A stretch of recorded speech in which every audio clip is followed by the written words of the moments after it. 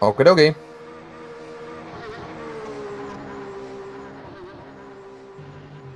Things.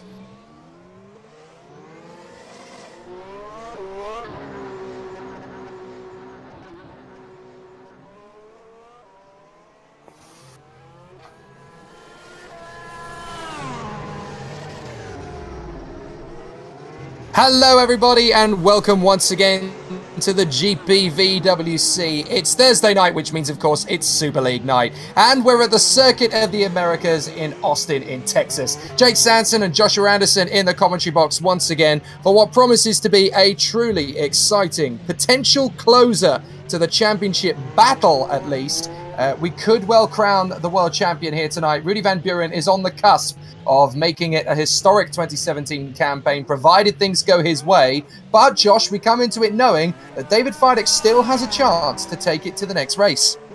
Yeah, he does, but it's a very outside chance because, well, for starters, I am of the belief that he's gone for an additional engine this race, which means he's going to start at the back of the grid.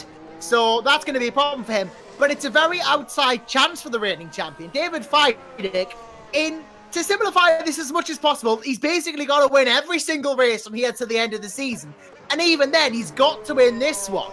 Because if he wins this race, that's the only realistic way he can hope to continue his title hopes. Because even then, Rudy Van Buren would only need 10th place or higher in this race to secure the championship. Because then, even if they're tied on points, Van Buren would win on countback. And, well, after that, well, if Fidek finishes second, Van Buren just has to score a single point. And if he finishes anything lower than third, that's it. Van Buren wins regardless.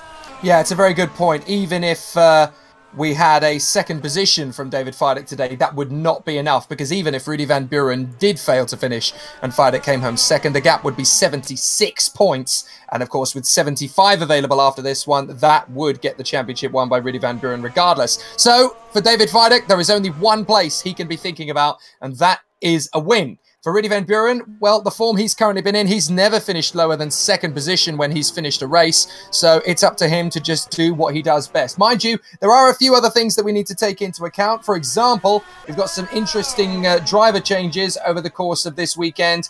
There's only one Mad Cape on the grid. That is pretty much a symbol then and a sign that Mad Cape no longer is considering a challenge for third position in the Constructors' Championship. They've given it up. We've also got two of the Storm Racing team drivers, Liam Duval and Tobias Olsson. I think that's still as was. There's only one Kerr now, and it's a new face, Josh. It's Enric Andre.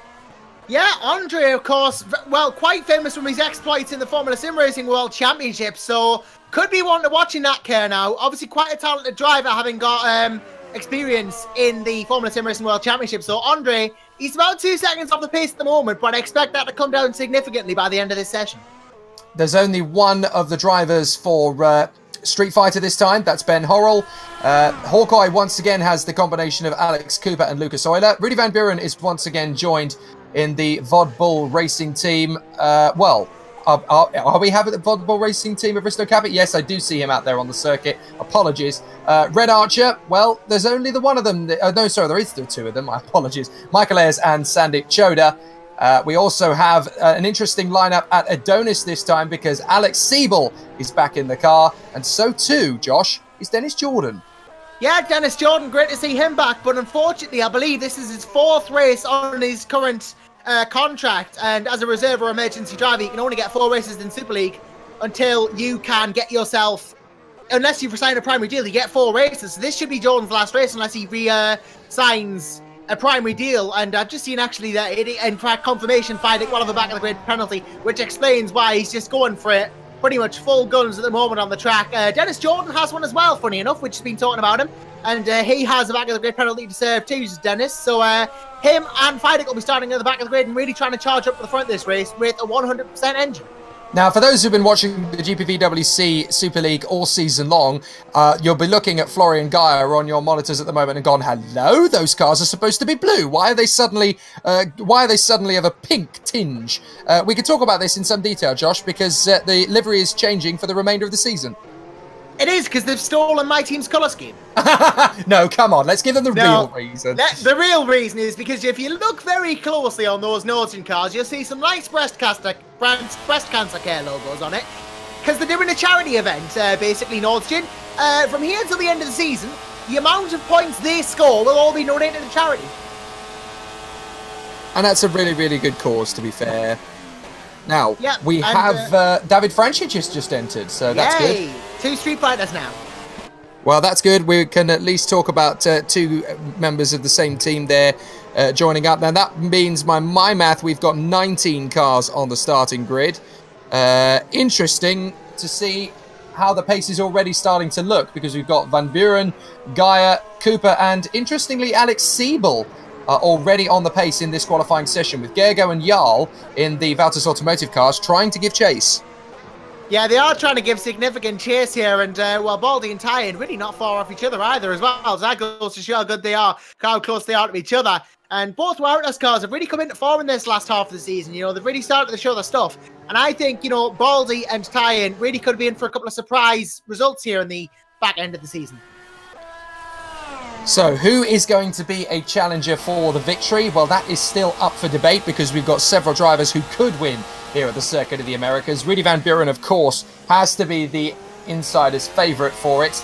Florian Gaia looks very motivated, and we know that he is pumped up, ready for another couple of victories before the end of the season is out, with just 4 races to go in the championship. Alex Cooper is due one. Of course, he won the second round of the championship at Sochi when Rudy Van Buren disconnected. Then we have Gergo Baldi, who's obviously had a win back in Shanghai. Jarl Tyan has been threatening a win in the last few weekends without actually being able to get the job done. Risto Capit won at Spa. He seems to be quite off the pace here, though. 0.8 of a second off the pace of Rudy Van Buren in this stage of qualifying, Josh. That is not only a surprise, that is actually quite a shock to the system.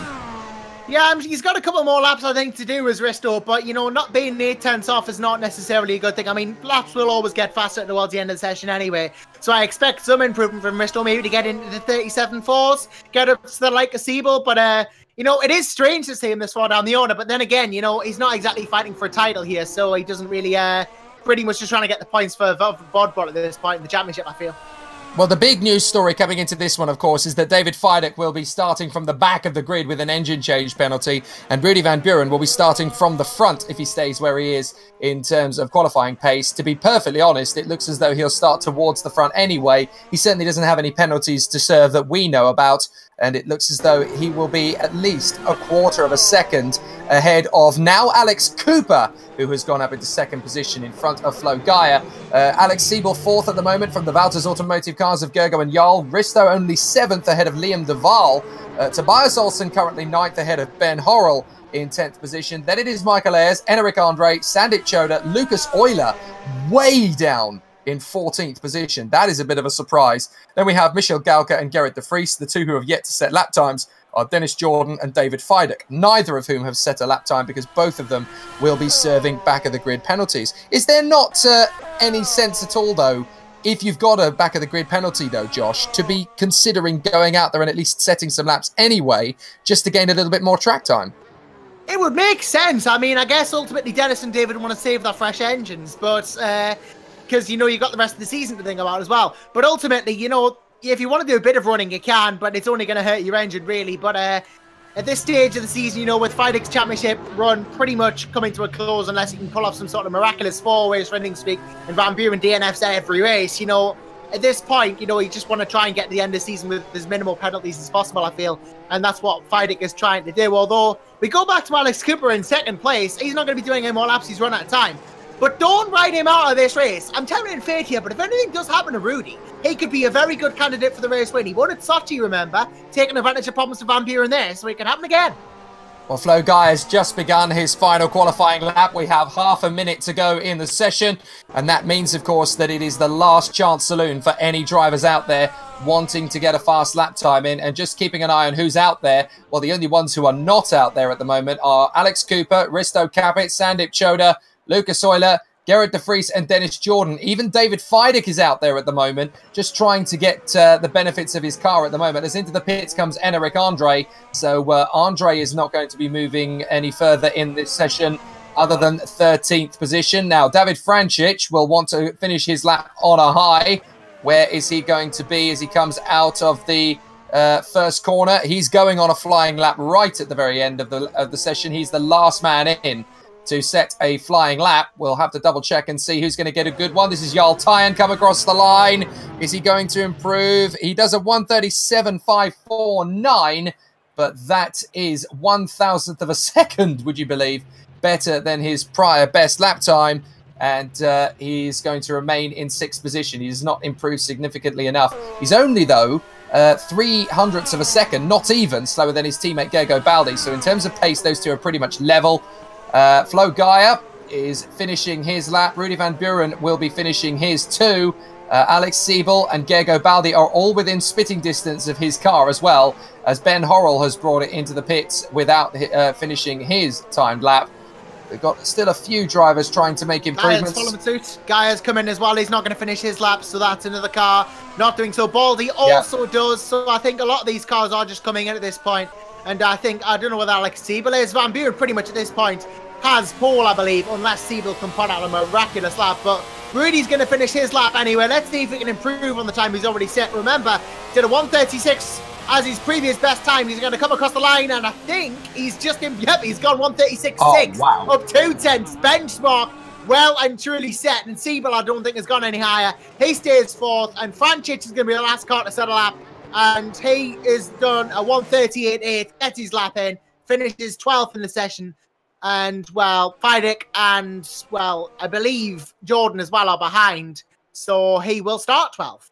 Nobody is going to win this championship other than Rudy Van Buren today, are they? As far as RVB is concerned, anyway. 4/10 of a second clear in quali. That is astonishing.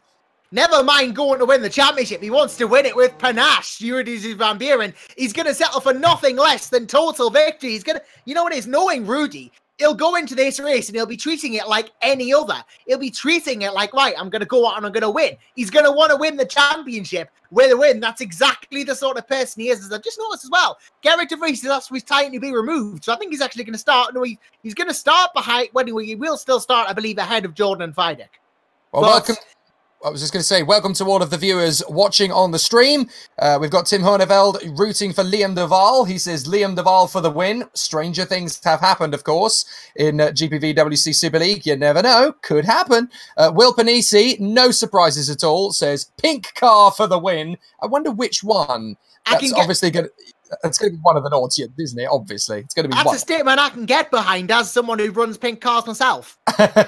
Absolutely. Well, he's got pink cars on the brain, of course, Will Panisi, because he is a staff member of the Force India Formula 1 team as well. So he's been thinking pink for quite a while, actually. Hawkeye Racing Media watching along the stream, of course, as they watch their man, Alex Cooper, from the front row of the starting grid. And let's be fair, this is Cooper's best chance since the early points of the season to pull off a win. Because from Rudy Van Buren's point of view, yes, he is going to go for the victory. Yes, he is going to want to win it. But from his point of view, you know, he doesn't have to push for anything right now. But Alex Cooper will want to.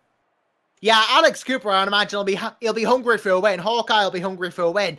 Both cars, you know, want to be doing well today, and Cooper's exactly the sort of person who can make advantage of all this. So, you know, he's going to be right up there. Well, we've just been told that Rudy Van Buren's fastest lap is going to be deleted, so he will still be pole position because his previous lap before that was a 1:36.8, so he will still be on pole position.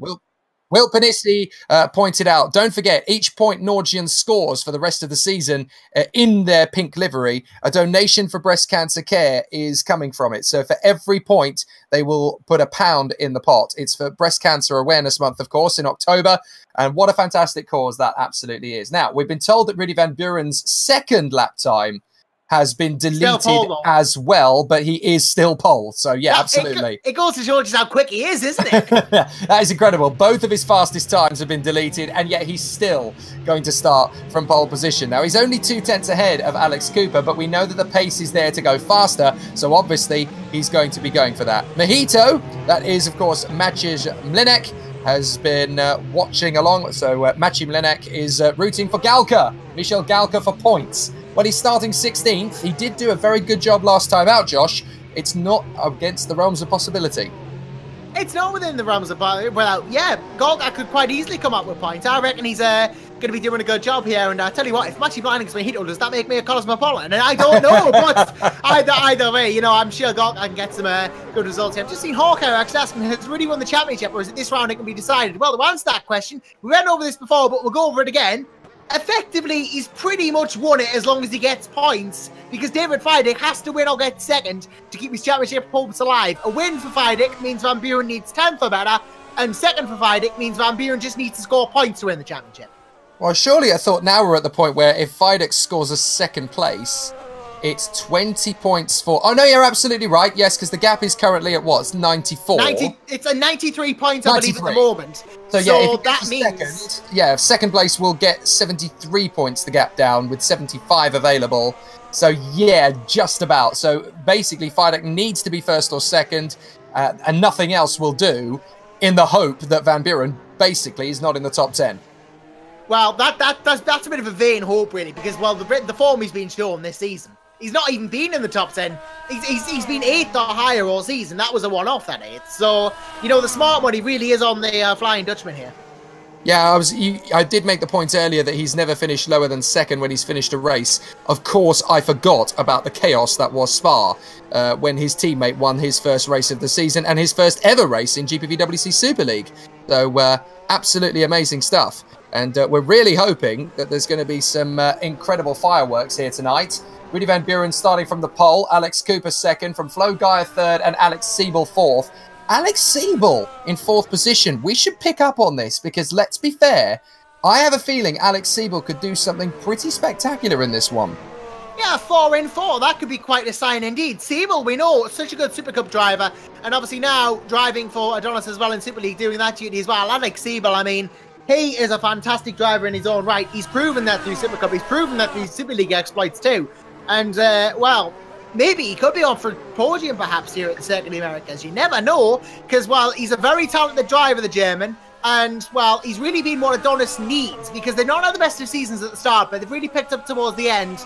And, well, Alex Siebel really has been a contributing factor to that.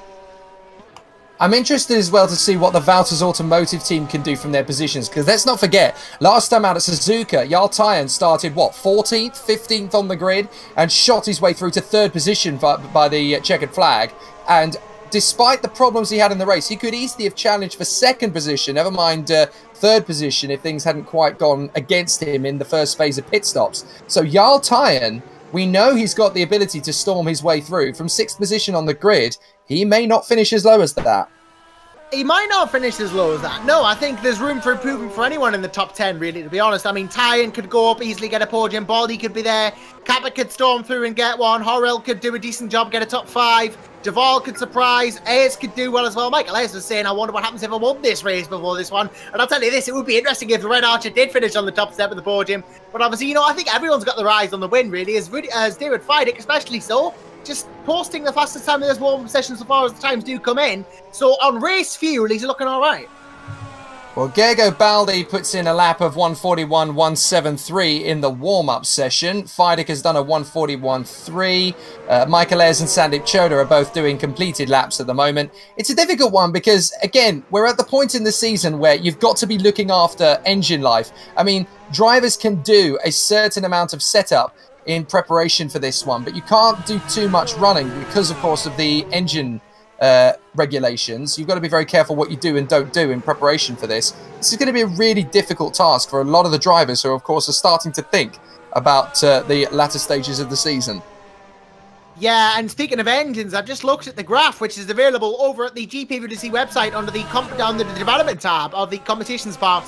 And we've got some quite low engine wear going on this race. Street Fighter number 67 car. I don't know whether they've turned up, though, because we know there's... Well, actually, no strike now. There are both Street Fighters now, aren't there? Both Street Fighters are here. I'm still in that mode. It is David Francic, who is in currently 9th place, just has 20% on his engine unit. So we'll need to be watching him. The next lowest by comparison is 28, and that's on the number 30 Wouters, which I believe is it? Yeah, that's Baldi. So Baldi has 28, which is a better scenario to be in. But Francic is going to be cutting it with this engine wear, especially given the long straight here. Tyre-wise, everyone's gone for the 3 softest compounds, as is the norm. And, well, that's not really a surprise. But, yeah, I think definitely we're going to need to keep an eye on Francic if he's in the top half of the top half of the running here, maybe even in the top 10, because that engine is not a given to get to the end of this race. Yeah, 20%. I don't think this is going to last for David Francic. I mean, let's not forget, there's been a couple of times over the course of the season where the engine life has been very tight. That's a big gamble for David Francic to run on an engine that's 20% life. Of course, you know, 28% even is going to be a bit of a stretch. We could have another scenario where a couple of engines are going to blow their top. Well, you say that, but I think the Hawkeye's made it about halfway through the German Grand Prix with 3% engine. That's true. It just means it's more likely to fail. It could fail at any time, to be honest, an engine, because it's a component. No, it's not perfect. Any engine, regardless of where, can fail at any time. But it's just it becomes more likely as it becomes more worn. This is a very good point. This is very true. So we need to figure out, basically, where things are going to be, in effect, where things are actually going to be of benefit to the drivers who are obviously running very conservative strategies. Those who are running aggressive strategies, you've got to look at people like David Feidig, who's obviously got a charge through from the back of the grid. Flo Gaia, we know he wants another victory before the season is out. And those two guys actually in the Nordian cars have a little bit of pressure on them anyway, because of the penalty that was given to Vodbull through the course of the season, docking a few constructors' points, they are actually leading the championship now, Nordian. And let's be fair, Rudy Van Buren, yes, he may have set the form book, but Risto Capit is down in 7th on the grid. Now, in terms of his pace, if only Rudy Van Buren is going to finish on the podium, this could be yet another opportunity for Nordian to steadily, maybe even increase their lead.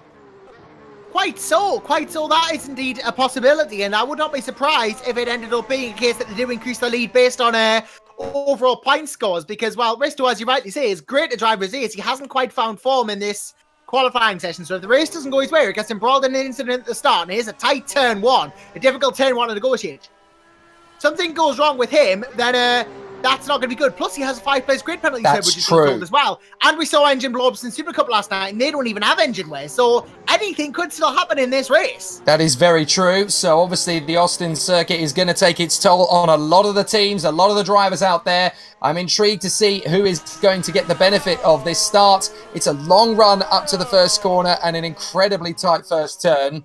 There is a possibility, we're hearing news that there might well be a second driver in at Mad Cape, a late entry. So it may well be that 20th on the grid is going to be a Mad Cape.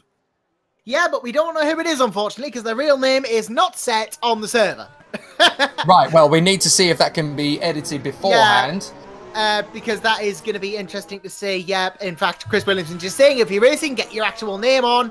And, well, I wonder who it actually is, because I don't know anyone with that username. We'll find out, sure enough, I'm sure. But I love a bit of intrigue in my Superleague on a Thursday.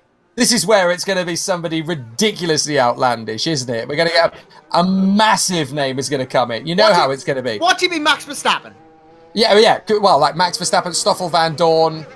Could well be. You never know. This is where something particularly exciting is going to happen. I've heard rumours that it's our current BTCC champion, Ashley Sutton.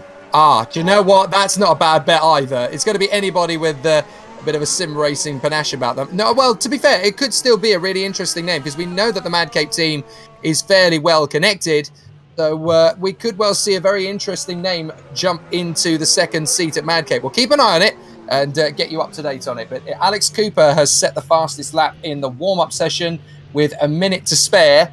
And obviously those last couple of people are going to be sorting themselves out for what is hopefully going to be a pretty strong race ahead of us. It's going to be interesting to see who's going to win in the inter-team battles as well. Now, Feidek's lap time pace, he's obviously just done a couple of laps for interim warm-up and done a 1:41.3, which is 0.6 off of Flo Gaia. That doesn't necessarily tell us anything. So this is going to be a very interesting battle. And we'll see who this last person is as well, because race director has just informed whoever it is that has moved into the Mad Cape seat. You need to actually run with your proper name. Come on, proper name. What's funny as well is I think this might not be authorised by Mad Cape, because the only 3 drivers contracted on the website are Lee Morris, Michelle Galker and Xavier de Cavallo. And Xavier de Cavallo joined with his actual name last time, so I don't think that's supposed to be in that car. Do you know what I find really, really amusing is the fact that people think these gamer names are interesting anyway. I mean, I always find it particularly off-putting when I'm sim racing, which is why my Xbox Live name which I'm quite happy to share with everybody. Quite happy for you to go and have a battle with me the next time I'm on Forza 7 or Project Cars 2, whatever it might be. My name on Xbox Live is quite simple. It's Jake Space Sanson. Job done. That's my name. It's who I am. Why should I call myself Cheeseboard 57? It makes absolutely no point at all. I don't understand. I don't see why. And yeah, it's my name. Deal with it. That's who you got beat by. No, sorry, that's not who you got beat by. That's who you trounced. That's the right sentence to use, isn't it? But yes, there we are. And the warm-up session has come to a bitter end with Rudy Van Buren popping in a fast lap right at the very end there, just to rub it into everybody. A 1:40.166. Again, 0.4 of a second clear of everybody. This guy is determined to wrap it up on top. I think I'm going to go make a Steam account under these named Cheeseboard 57 now. That is legitimately good. That is a legitimately good username. You are actually going to do Cheeseboard 57. I can't believe I've started something. This needs to be an in-joke now, forever. Cheeseboard 57. And we know who Cheeseboard 57 is. Excellent. Which one of these cars is number 50? Do we even have a number 57? I'm not going to share. Well, the thing is, if anybody's got 53, I'm having it forever and ever and ever and ever and ever. Well, so, two's mine by default, so thanks, Alex Cooper. Yeah, absolutely. We have a feeling that the second driver is actually going to not make it there. Well, this is going to be interesting then if we don't actually have that second mad cape after all. But yeah, I've just looked. We don't actually have the 57. I think that belongs to one of the lower categories. But we can apply it retroactively to other series. Well, I think we own a Downforce Racing team in Formula Challenge does own the 53, so we have that. So I'll just keep it forever and ever and ever. Did I mention, by the way, that there is a very... Oh, has there been a name change? 57 is in NEX Esports Club in Formula Challenge, so that's well, there you are. There you are. I was just going to say, there is a very strong chance, potentially, that I could end up being a full-time driver on the grid in GPVWC Formula Challenge next year. I'm considering it. I've been doing some testing. I'm considering it. I'm thinking about it. And yeah, it's going to be very, very interesting. Yeah, so, you know, actually, funny story. I know you got the 53 because we dropped it, dear. You dropped it? Oh, that's very kind. We dropped it in order to get the 91. That's very kind of you. I'm even considering some form of Herbie-inspired livery for next season, potentially. Maybe as a one-off. We'll do it as a sort of a charity thing. I don't know. We'll think about it. Right. 4 races to go in the GPVWC Super League. And Rudy Van Buren is going to be starting from pole position. Whoever that second driver was going to be in the Mad Cape, sadly, it does look like as though he's not going to be racing. So that is it, unfortunately. It looks as though we're going to have only 19 cars on the starting grid then. And of course, all drivers will start on their qualifying compound, and they must use at least 2 of the 3 drive compounds during the race. Is it going to be a straightforward ultra soft and super soft battle here, or do we think, Josh, that there might be a couple of wild card strategies? Well, I think Rudy's going to win the championship. That much is I think pretty much obvious at this point. As much as I like David Fidek, and I believe he could pull some sort of miracle off, really 95%. If we were betting actual money, it would have to go on the Dutchman. But honestly, I expect it to be a good battle for second. I think Alex Cooper's going to be up there. I think Gaia's going to give Van Buren and Cooper a good run. I expect David Fidek to have a decent charge up the grid from last. It's going to be an interesting one, if not an unpredictable one. I'm excited to see who's going to get the best start here, because, of course, I did notice a few of the drivers in the warm-up session there practicing their starts. This is not the easiest circuit to get a good getaway on either, because it's uphill. It's a very short run to the first corner. Yeah. So it is going to be a difficult one.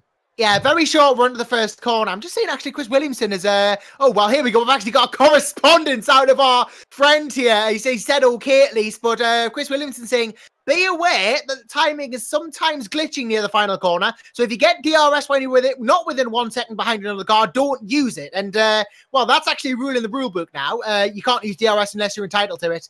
And, well... that is going to be interesting to see, obviously, with the timing here near the final turn for DRS. Obviously, drivers are going to have to be quite honest, so we'll have to keep an eye on it.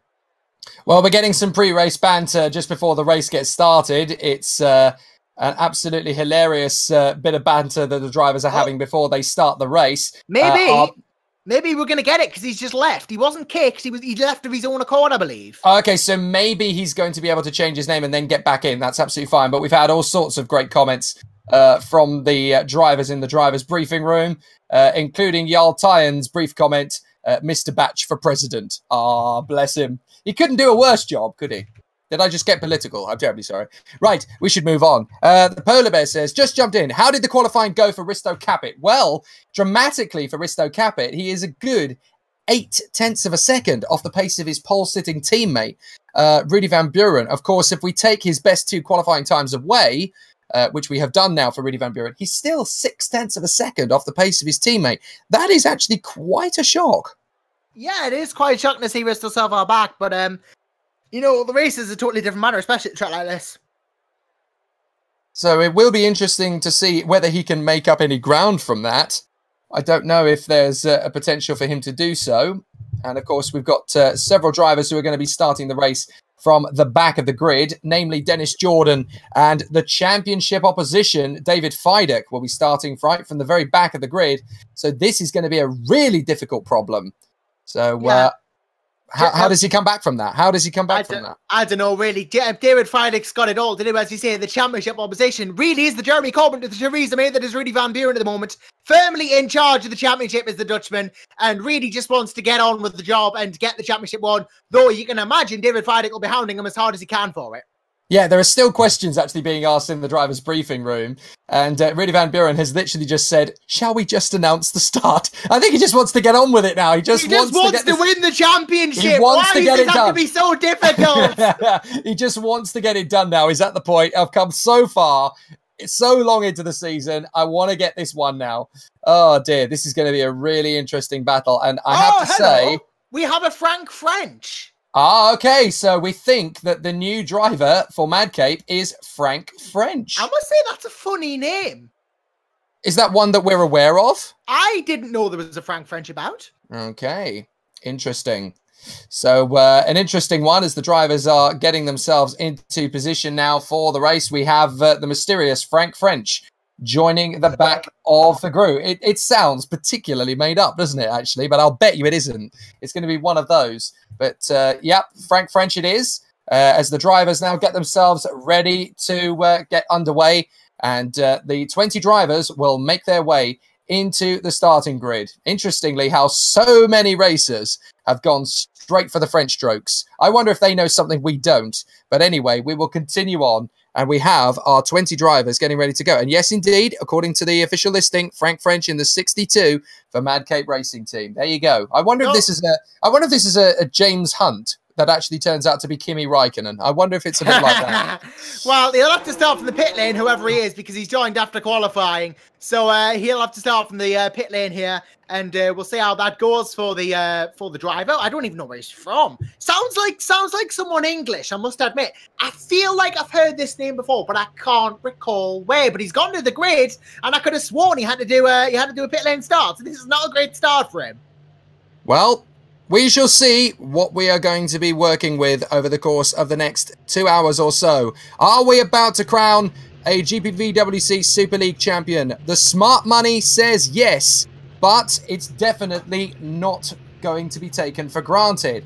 So as the drivers now line themselves up into position, 19 on the actual starting grid, with only the one, Frank French, in the second of the Madcape cars, starting from the pit lane. This will be a really interesting battle around one of the most picturesque circuits of the 21st century, the Circuit of the Americas at Austin in Texas. It's long, it's fast, it's sweeping, it's a big pressure cooker for engines. This one is going to be a really interesting race. Rudy Van Buren sets off on his 15th formation lap of the 2017 season. So let's talk you through the starting grid. Rudy Van Buren will line up on pole position in the Vodbull for what could be the race that wins him the championship. Alongside him on the front row is the Hawkeye number 2 of Alex Cooper.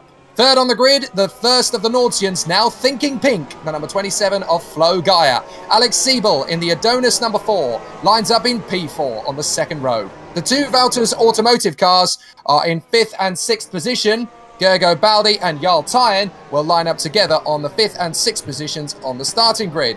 Ben Horrell in the Street Fighter Racing Systems number 11 lines up 7th on the grid. and he will be joined by Liam Duval, the Storm Racing number 8 on the grid, number 75. His teammate Tobias Olsson lines up 9th on the starting grid. Alongside him on the 5th row is the number 21. That is Michael Ayres in the Red Archer VRT. David Francic on 20% engine life. That will be one to watch in 11th position on the grid in the second Street Fighter. Risto Capit, that 5-place grid penalty dropping him down to 12th place. And that will be a tough one from the 6th row of the grid. And Eric Andre in the sole remaining Kernow will line up 13th on the starting grid for his 2017 debut. Michel Galka in the leading Mad Cape lines up 14th on the 7th row. Gerrit de Vries for Green Stripes flies the flag alone in 15th position. Alongside him, a long way back, is Lucas Euler in the second of the Hawkeyes with his teammate on the front row. David Feidek takes his back of the grid penalty and will charge through from 17th, the reigning champion. Dennis Jordan, 18th on the grid alongside him in the second Adonis. And Frank French will line up in the pit lane as we seem to have lost Sandeep Choda from the race. He's disconnected and he's rejoined too late to come back in. So unfortunately, we lost Sandeep before we've even gotten started here in America. That is a disaster. So Sandeep Choda DNS's after the shenanigans of Suzuka when he pulled the car off the racetrack and was not able... Yeah, he did have a bit of a barbecue at the side of the road. He will now not even take up the start of the Circuit of the Americas. This is absolutely disastrous for Sandeep Choda. But now it is time to go for the victory. Rudy Van Buren gets himself ready for a shot at the title. This is the first time he can legitimately go for the championship. With 4 races to go, the smart money is on him. However, it's definitely not done and dusted yet. David Feidek will be charging through from 17th on the grid. And anything can happen in the GPVWC Super League. No. Yeah, well, I think definitely it's going to be an interesting race, you know, for everyone involved here. Let's just see what goes on here. I mean, Jordan lines up, Feidek lines up. Keep an eye on these guys at the front as well as the lights start to illuminate. So, 5 lights will come on and will extinguish here at the Circuit of the Americas. This is going to be the charge for Austin, who will be the rodeo cowboy extraordinaire around the Circuit of the Americas. We will find out. Is Rudy Van Buren about to clinch the title? We'll find out. Let's race at Austin. Cracking start from Rudy Van Buren. He gets an absolutely lightning getaway. Pretty quick start from Risto Capit from 12th on the grid as well. He's already up at least 3 places. He's going to try and make it a few more as they go through the first corner. A little bit of wheel banging, but no major dramas or catastrophes through the first corners. And it looks pretty clean as Van Buren leads from Cooper, Gaia, Siebel, Baldi, Ben Horrell up into 6th position. Cracking start from Ben Horrell. Then it's Duval, Tobias Olsson, Risto Capit, and Jarl Tyen down to 10th. Storming start from the Welshman. He's had a brilliant crack in that Street Fighter. He's gotten past loads of people, and now he's having a crack at Gergo Baldi for the top 5. This is an inspired drive from Horrell. Really keep an eye on him this race. Cooper's got a decent start too. Siebel going for Gaia, as we expected, cracking for the podium then. But of course, Van Buren really with the best of the starts. And well, maybe he'll just run away with it now to the end, but really has been a good start from especially Ben Horrell. As Olsen and Duval as well, the 2 Stormers going to battle it out. Feidek's moving up. Feidek's moving up to 13th position as well, down the back straight. So Feidek's making light work of things as he makes his way to the inside. Risto Capit very nearly tripping over the 2 Storm, making his way past the 2 Storm Racing cars. He almost trips over them as he gets down to the braking zone. Looks to me as though we've lost Frank French already. I don't think he's even left the pit. So it is a very short debut. Could not have been shorter. Meanwhile, Rudy Van Buren leads the way. Cooper in second. Flo Gaia is third from Siebel, Baldi, Horrell, Olsen, Duval, Capit and Tyen. Very difficult start for Lucas Euler. He's way down in 18th position. The back of the very back of the queue. Dennis Jordan hasn't really moved forward. Oh, dearie me. I've just seen Euler's gotten right to the back, but I think that's the timing glitch we talked about. Yeah, so Lucas Euler problems there. And that is a big difficulty for Lucas Euler. Up the inside, Dennis Jordan's making the move on Gerrit de Vries for the first corner. That's going to be a neatly successful manoeuvre. Looks like Lucas Euler is going to try and repeat the feat. Frank French is out of the race, so hasn't even started. Same as Sandeep Choda, so we lose 2 before they even get going. Yeah, I think Euler was already at the back anyway, to be honest, I think. But, yeah, just having a bit of a battle with De Vries and that. Unfortunately, lose French goes before the race even starts. Proper, of course. But, you know, battle's really starting to form now between the mid-pack sort of guys. Van Buren, obviously, he's just sprinting for the line now, but he's got 55 laps ahead of him. He's just probably going to see this as a 55-lap hot lap competition for him. He just wants to go out and get the fastest lap possible. He wants to do it in style.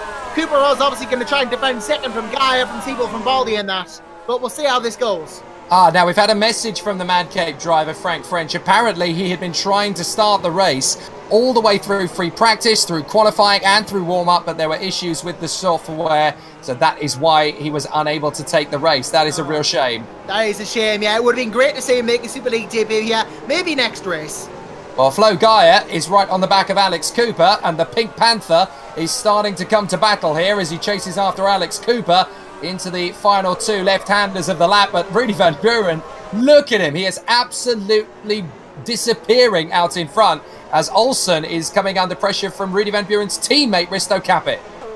Yeah, this has been an absolutely brilliant one, really. Capit and Olsen, yeah, Olsen really under fire from the other Vodball now. In fact, look at the speed differential the Estonian has coming into turn one. Simple as that. Just hits the brakes later than Olsen, and Capit goes into seventh.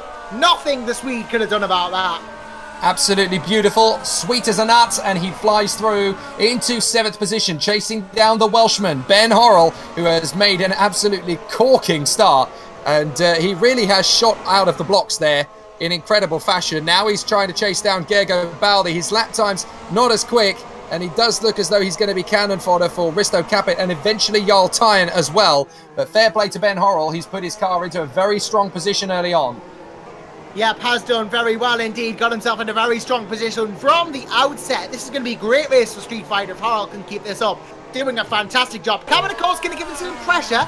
But Siebel, talking of pressure, is starting to become under pressure from Gergo Baldi, slightly in front of the two. Now, this is the battle for 4th place at the moment. Adonis versus Wouters. And Baldi versus Siebel could be very interesting because these two, both very good drivers. Of course, Germany versus Hungary. Sounds like a World Cup fixture, but it isn't. And, well, let's just see how this goes because these two are very capable.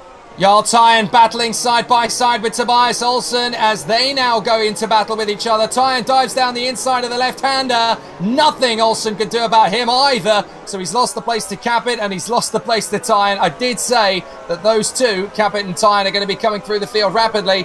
Their next target is going to be Ben Horrell, who is starting to lose time now. Although he's still very close to Gergo Baldi and Alex Siebel. Closer, I think, than he would have expected himself to be at this point. So he's working very hard indeed. Meanwhile, David Feidek, still making progress through the field, is up into 12th position now. Yeah, up into 12th goes David Feidek. He's moving up the field. And speaking of moving up the field, look how close Gaia is to Cooper. Looks like, to me, the German wants to get through and have a crack at Van Buren. But he's got to get past Alex Cooper before he can do that. Very close to the Englishman at the moment. And I'll tell you this, Cooper's doing a good job to hold him off. Yeah, he's doing a really, really calm and collected job of this at the moment as Cooper hangs on to 2nd position. Meanwhile, it looks as though Horrell is going to come under some pressure from Risto Capit very soon indeed. Capit is decimating the gap that he has back to them. But it's still Cooper and Gaia in the 2nd and 3rd place battle. This is where they're going to start making inroads into him, I think. Gaia's going to get into the slipstream with Cooper. Look, Cooper is already starting to move across as DRS is activated.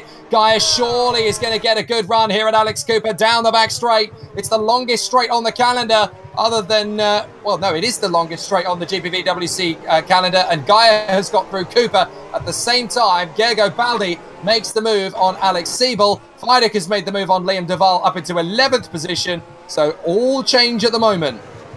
Yeah, all change at the moment. It's all chopping and changing. This is more unpredictable than a blooming 50-pence piece in a washing machine. You don't know where it's going to go. You don't know how this race is going to go. It's just all kicking off now, and it's all brilliant. This is why we love Super League, isn't it, Jake? Yep, it puts Formula 1 to shame at times, and this is already a good start to things. Rudy Van Buren, 3.7 clear of Flo Gaia, though. Even for Rudy Van Buren, this is electric pace. He clearly has decided, right, we have worked so hard this season. We've had so many difficulties. We've had some incredible victories along the way, but now enough is enough. I want to be crowned the champion, and I'm going to do it tonight. With a win, no less. I think he's going for the Grand Slam here. You know, not just win the race, lead every lap, fastest lap too, you know. He wants to do it with panache, as we said before. So Gaia has now dropped Cooper. Look at the difference in speed between the two cars as Gaia really starts to kick on. And he's got himself some daylight now between himself and Alex Cooper, with Gergo Baldi in 4th position now, starting to look like he could be a threat to Alex Cooper. Siebel's still there in 5th place from Horrell. Risto Capit is closing in though. So Flo Gaia clearly being held up a little bit there by Cooper. Do you think a chance of the win is still possible? It's possible, but he'll need to probably out-strategy and outpace Rudy Van Buren because, well, the rating's just kicked off here. We're on lap 5 already. It doesn't feel like it, I'll tell you that. No. We're on lap 5 already, and Rudy Van Buren is currently still leading by 3.5. Oh, Capit dives down the inside. Yes. Sorry, Josh. Capit dives down the inside of Ben Horrell. That was very late on the brakes. He locked up the tyres, but he was absolutely determined. I am going to get through. Meanwhile, Fidek is trying to make his way past Tobias Olsson and Michael Ayres. Ayres at the front of the queue. Olsson in 2nd of it, and then David Fidek is there in the 3rd position of that queue. This is for 9th position. Ayres, Olsson and Fidek. Some pretty exciting stuff between the 3 of them at the moment. Enric Andre is starting to give some pressure to Dennis Jordan as well. Liam Duval is hoping to get away from them. Francic still running on his own in 15th. Then it's Golka, Lucas Euler and Gerrit de Vries. Yep, that's the first pit stop. So that's Enric Andre, who has lasted 5 laps on the Ultra Softs. Now, here comes Fidek making the move on the inside of Tobias Olsson. He's going to get plenty of grip on the inside line. He actually squeezes Olsson a little further into the braking zone, and that's enough for Fidek to get through past Olsson, but he's let Michael Ayres get away a little bit in the last couple of corners, so he's going to have to work a little bit harder to gain the gap back. Olsson, all sorts of weird lines as he comes through, as Gerrit de Vries goes into the pits as well. But 5 laps for the Ultra Softs. What is Gergo Baldi up to at the moment? Look how close he is to Cooper now, Josh. This is incredibly close. I mean, he's going to die before they can get to the turn.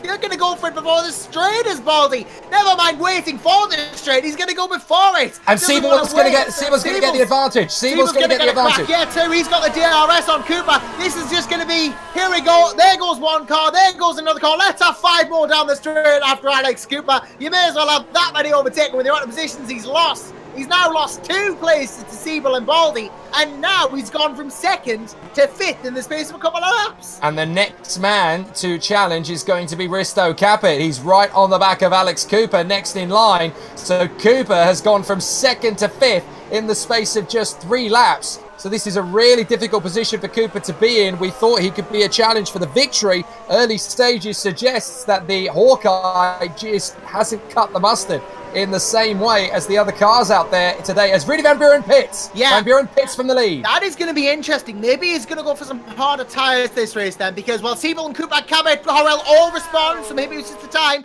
Ty and Baldy and Gaia stay out, so they're going to have to try and make their lap tyres last longer. Now, we know from before that sometimes the modboard strategy is not always 100%, but, you know, I think Van Buren is probably in the right here. He's gone on super softs, as is Alex Siebel, as is Alex Cooper, as is Cabot. Horrell stays on ultras though. Golka has gone on super softs, and other cars, I think mostly super softs is the norm.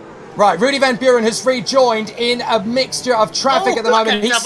He's stuck behind Liam Duval at the moment with Dennis Jordan and David Francic in there behind him. This is a big problem for Van Buren unless he can get through. Liam Duval is racing him. He does not have to comply for Rudy Van Buren. He's going to try and get through as Dennis Jordan tries to get the move on Van Buren. This is a bit of an issue for Rudy Van Buren if he gets held up big style here. But Liam Duval, he's not being compliant at all. No, I'm racing you. If you're going to come past me, you're going to do it on merit, mate. Now he loses it. I would argue, actually, he was weaving a bit on the entrance that corner. He just jinked left.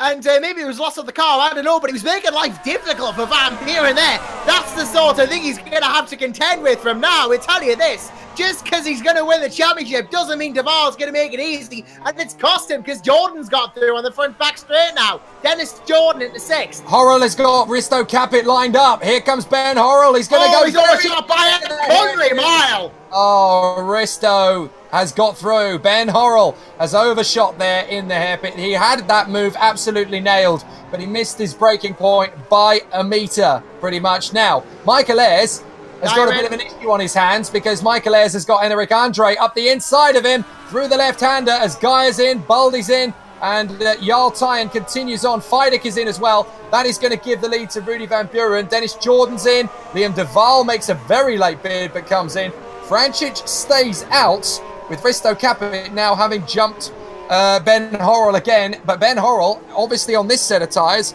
has got an awful lot of speed underneath his right foot. Yeah, effective second is Gaia out because Tyan still has to pit. Cabinet's effective 5th in all this, so he's made places up, I believe, as Risto. So in the pit strategy, this has worked out for him as Duval, Golka, Euler, all in the pits as well. And is it worth pointing out that Gergo Baldi is now in front of Risto Capit, Ben Horrell, Alex Siebel, and Alex Cooper. Alex Cooper has fallen all the way. Well, Alex Cooper has gone all the way down the order now. Am I right in thinking that neither Baldi or Tyan have pit yet? Yeah, Tyan and Baldi have not pit, so Cooper is net 7th at the moment. So he has dropped 5 places net from his position as Captain and Frangit to close. As look at this, his own teammates gone through, Horrell's gone through as well. Now Ben Horrell, can he make it 2 cars on the straight? I believe Captain's got DRS, so it's going to be difficult unless he gets a massive advantage through here. But Ben Horrell is going to hit the brakes for the 10. No, it's only going to be his own teammate, but he's made massive gains on the East Tony, but he runs wide. But Ben Horrell really seems to have a difficulty with that left-hander hairpin. He's really struggling to get the car stopped for the turn-in part of the apex. Now Siebel as well has got through Franchit. Siebel's gone through. I missed that, but there goes the German past the Croatian there into 7th place. Alex Cooper's closing it as well. So Franchit must have to get faster soon as fighting, I'm being told. He's in 12th place here. And, well, he's fighting with Andre ahead. Tyan in the pits. Van Buren retakes the lead. Guy will go second from Baldi, Capit, Horrell, Siebel. And David Franchich does come in. I thought his tyres were going off. So, yeah, I think Franchich may have lost that a little bit. Well, he's pitted a little bit too late for my liking.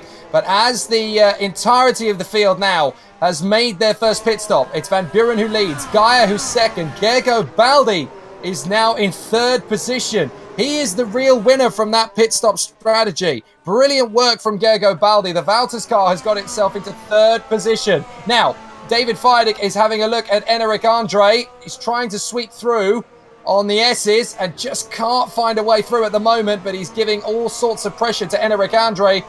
And is there going to be a chance for him to move up into 10th position sooner rather than later? Meanwhile, Ben Horrell is still fairly close to Risto Capit. If he gets DRS this time, which he should do, this is going to be an interesting one on the back straight, Josh. This could be very interesting indeed. Horrell and Siebel and Argo about half a second apart. So this is going to be good for the DRS for Horrell. He's going to get a good amount of time back. I won't think he's going to make the overtake, but regardless, he's going to do a decent job here. So Andre is going to get Feidig on the inside. Feidig's going to make the move down the back straight on Enric Andre. He's already got before considered braking. So this is going well indeed for David Feidig. And Enric Andre plants himself in the rear wing of David Feidig's car. That could very easily have been game over. Well, that is, well, I'll have a look at that because I didn't quite see that myself the first time around. Yeah, Andre and obviously Feidig made the move through and then just missed the brakes. And, yep, actually, I don't think there was contact between the two. I think it was touch and go. Yeah, there was a bit in it, but no contact, I believe, from Andre. No, I completely agree. And Michel Galka has made the move on David Franchich for the final points-paying position as well. So Franchich staying out just a little bit too long, and that has cost him dear. Now, there's one man I want to talk about here a little bit as Jarl Tyan goes to battle with Michael Ayres and throws it up the inside for 8th place. He gets through. So Tyan has lost out badly from staying out a little bit later for his pit stop. Problem being, of course, he was too close to Gergo Baldi to double stack.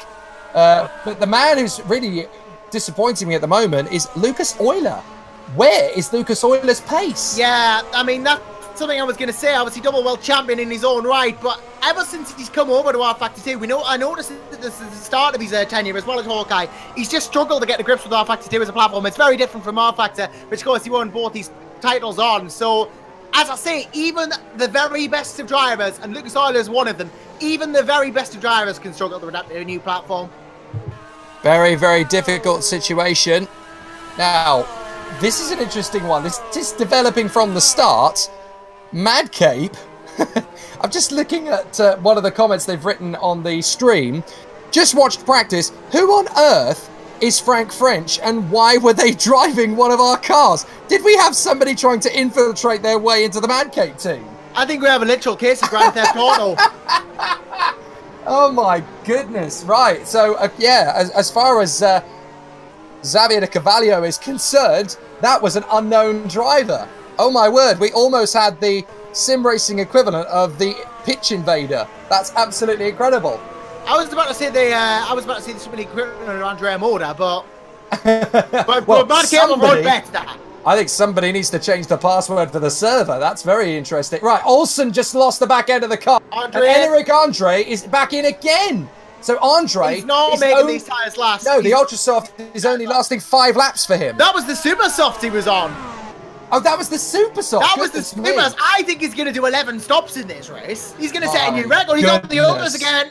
Oh my word. So he's obviously decided the Super Softs are not working for him, so he's just going to do as many Ultra Softs as physically possible. Vodbull makes an interesting point on the stream by saying that Ben Horrell was the only driver in that pit stop phase to go on to the Ultras again. Everybody else changed for the Super Softs. But it's interesting, isn't it, that the Super Softs are lasting, well, they obviously are going to last a little bit longer than the Ultra Softs, but the Ultra Softs are only lasting 5 laps. The Ultras are literally only lasting 5 laps around the circuit as Tyan lines up Cooper. Yep, here we go. Goes the Wouters down the inside of Cooper. That's another car to overtake him. He won't be happy about that. And Tyan firmly through into 7th. They don't even need to go. They don't even. He's just so easily through there. Ayres as well, fighting through.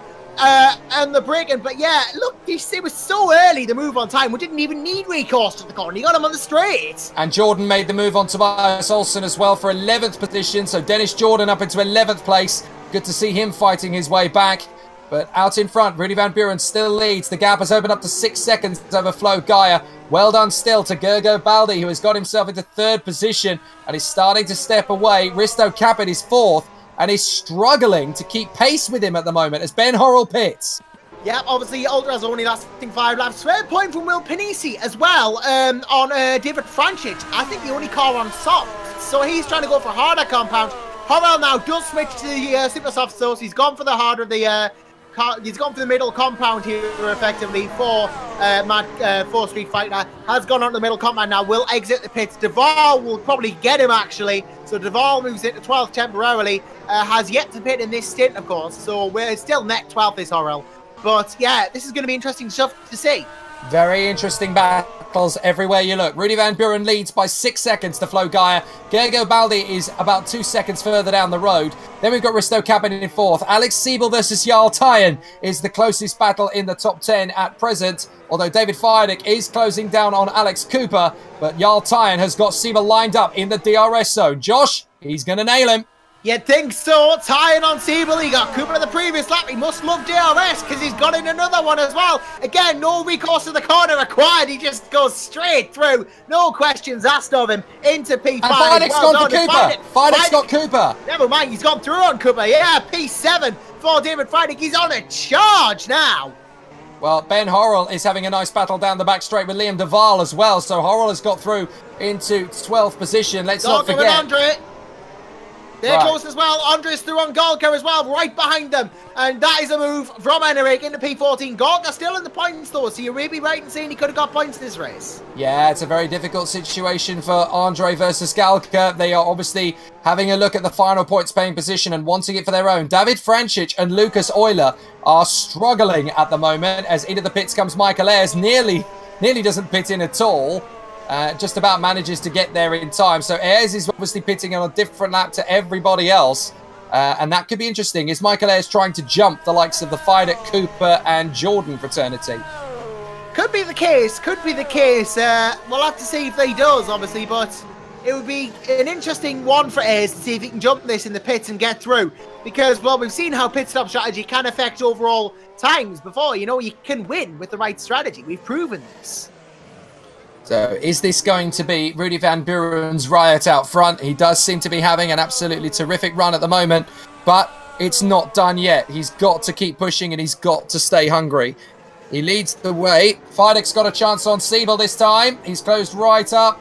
He could well get him on DRS and a little bit of a wobble there on the back straight Siebel. Josh, I think he's going to do it again. Well, is it going to be 3 for 3 here? I don't know. DRS seems to be effective. Feierdick is going down the inside. Siebel's not even going to defend it as Feierdick gets the outside line there. Well, it's just full-blown. Well, you just go for it, man. I'm not bothered. Sort of attitude from Siebel there. Maybe he knew the Feierdick was going to go through because he was so quick and just wanted to make it easier for him. But David Feierdick now into 6th. Those rinky-tink Panthers are doing an absolutely fantastic job as they work their way through. Now 2nd and 6th. David Fidek obviously racing for a chance to keep the championship going and doing an absolutely amazing job of working his way through the field. Up into 6th position, but is there going to be enough time to move further than that? Well, he's definitely got pace on Jarl Tyen. Risto Capit could be a difficulty. I think that's going to be his first major obstacle. Siebel pits in, so Siebel decides to dive for the pit. Who else is going to pit in on the same lap? Because everybody is pretty much going to be thinking about it now on the Super Softs. Olsen dives for the pits. Liam de Waal does not as a result of that because his teammate is quite close to him. Ayres continues on. Enric Andre goes right off the circuit in the penultimate corner. Michel Galka and David Franchich still battling away. So it's as they were at the moment. Galka pits though, so obviously breaks that battle up in the meantime. And while obviously going to take a new change of tyres and that all as well. So still stuff happening here up and down the field, but it's starting to spread out a bit more in this quarter part of the stage. I can't believe it's been 14 laps already, Jake. It has absolutely flown by, as it always does in Super League. You blink for a second and all of a sudden you're 23% of the way through the race. Absolutely incredible. So a great battle. And for the moment, it looks as though it's going to be Rudy Van Buren who leads the way. Although, interestingly, the gap has come down a little bit to Flo Gaia. Yeah, the gap has come down a bit. Gaia seems to be making inroads on Van Buren here. But even so, if Van Buren finishes 2nd, he's probably still going to win the title because he's going to outscore Fidek. So, is this going to be a chance, maybe? Euler's out of the race. That is a big shame. Well, I'm afraid I'm going to preempt what is going to be happening in the next edition of the Super League show. Lucas Euler, for me, has been just about the most disappointing thing all weekend. So Euler out of the race. He just came into the pits, Lucas Euler. It didn't look as though there was anything wrong with the car. I think he just gave up as Van Buren and both in at the same time here. Though the distance to the pit box means that they're going to get this done. Obviously, Van Buren stays on the Supers, and I assume Capital do the same. Gaia has stayed out though, Baldy, but we have Cooper in, Jordan in. Horrell has stayed out, so lots of pit stops going on now too. So that was obviously the time for the Super Softs to expire. So Rudy Van Buren has rejoined the circuit and slotted in front of Jarl Tyen. Ayres de Waal's a close battle here. Look at Michael Ayres down the inside. So here comes Michael Ayres. He's going to get there before they even get to the braking zone. Will Liam de Waal fight back? Ayres is across, and they have got past they've got past Alex Cooper. So Cooper filters back into 11th position. So difficulties there then for Cooper. He will not want to get stuck behind those two. And obviously that is because they haven't pitted, but Cooper has. Similar story for Risto Capit. Now he has filtered in behind Ben Horrell, but only 2 seconds behind Ben Horrell. This is how quick the VOD Bull is on pure pace. 10 laps ago, Capit was sitting behind Ben Horrell at the start of the race. Horrell has yet to make his 3rd pit stop on a slightly different strategy, and Capit is right there with Ben Horrell. Yep, he's right there, and that just goes to show how good the VOD Bull is. Not the fastest car on the grid, obviously with the penalty that was applied. That resides with the Kernow Sport now, which of course Enric Andre is driving. But yeah, just goes to show it's the drivers and the car that make the good combo. So with Flo Gaia currently leading the way, courtesy of Rudy Van Buren's pit stop, we'll need to see how far into the race he can go. He pits, just as I say that, and Gergo Baldi continues on. Gergo Baldi will not be pitting just yet. What about Jarl Tyen? In behind Rudy Van Buren. Is he going to make the lunge for the pits? No, he doesn't. The Wouters car does seem to be able to look after its tyres longer as Fidek pits on the same lap as Gaia. Now, that's going to be fine. If we look at the pits, Gaia is going to leave the pits before Fidek even gets to the halfway point of the pit lane. So that is great double stacking there from the Nordchen boys. Yeah, with such a long pit lane, it's a lot more lenient on that. And, well, Fidek obviously drops behind as he gets tyres. Gaia comes out 4th. As I think we've got more cars coming in the pits as well. Cooper and Ayres look like they're close to Waal's in, obviously. Andre's in as well. Capit's gone for Horrell. Capit got Horrell at the first. Yeah, Capit got Horrell at the first corner. I just want to see that again. He had him in the slipstream. He came from a long way back, actually, as Cooper has made the move on Michael Ayres as well. Capit goes from a long way back. Absolutely massacres the inside line. And there's nothing Ben Horrell can do about it. He just has to concede the place. So great work from Risto Capit, who made his statement of intent incredibly clear. Enric Andre back in the pits again. That's his 3rd pit stop at the time when everybody else is making their 2nd. Yeah, he's really doing a good job here on terms of getting lots of pit stops done, Eric Andre. I think he's trying to set the record. He's going to hold the record. And Eric Andre will hold the record. Arrive, set record, leave. Well, don't leave per se, but arrive, set record, feel set record. Live the rest of your career knowing that that record will not be broken and feel sad about it. So Gergo Baldi leading 3 seconds ahead of Rudy Van Buren. Again, Rudy Van Buren got the pace on fresher tyres. So Gergo Baldi, when he makes his pit stop, which is now, it's going to drop Gergo Baldi back. Now, the question is, how far behind Flo Gaia is he going to drop? Because Risto Capit is only a couple of seconds down the road. So this could be Baldi filtering back into the race. Why has Baldi lost his rear wing? Oh, Baldi has lost his rear wing. What happened? Must have had a collision somewhere along the line. I don't know. Into the pits. Oh, yeah, just tapped it. He tapped it. It just went a bit too wide. Ruthless connection. And that's Baldi's chance, you'd think, over in any major position now, because that's going to be repaired. Oh, Gergo Baldi. Well, he gets it repaired, obviously, selected the pit option, but he's going to drop major time. Well, there goes the chance of a podium for Gergo Baldi. It's all over. And thank goodness Jarl Tyen elected not to stack in behind him, because that would have ruined both of their races. But what an absolute disaster for Gergo Baldi. He literally just clipped the wall on the way into the pit lane entry with his right rear tyre, and that was enough to dislodge the wing and part company from the car. And that drops Gergo Baldi right the way down to 11th position. Heartbreak again for Baldi. Goes to show you can never call what's going to happen in Super League, can you? Yeah, it just happens. Every single moment there is something to watch. Jarl Tyen in second position at the moment. Now, the gap between Van Buren and Gaia in the second pit stop phase has extended to 10 seconds, would you believe? So Gaia now closing in on Jarl Tyen, who's actually struggling on those tyres. Gaia is now 10 seconds back from Rudy Van Buren.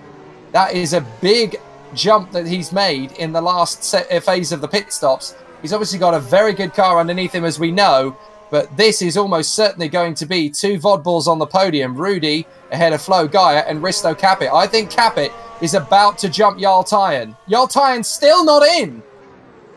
Yeah, still not in. Still not in here. And Van Buren coming up to traffic soon, I believe. So you'll have that to deal with. But if you are just tuning into the Super League here, welcome to the Rudy Van Buren Show, sponsored by Vodball Racing. Absolutely. This is the Super League Championship from the GPVWC, the Grand Prix Virtual World Championships. Round 15 of the 18 race championship. There are battles everywhere you look. Just looking at Dennis Jordan closing in on Michael Ayres in the battle for 9th position. Jordan is going to try and make the move into the first corner here at the Circuit of the Americas. Will he dive? He leaves it very late, but Jordan's going to get there. Will he run too wide? Yes, he does. And Michael Ayres gets straight back through. Very easy to do there in the first lap. We're about to witness, if all is continuing as is, Rudy Van Buren wrap up the 2017 GPVWC Super League.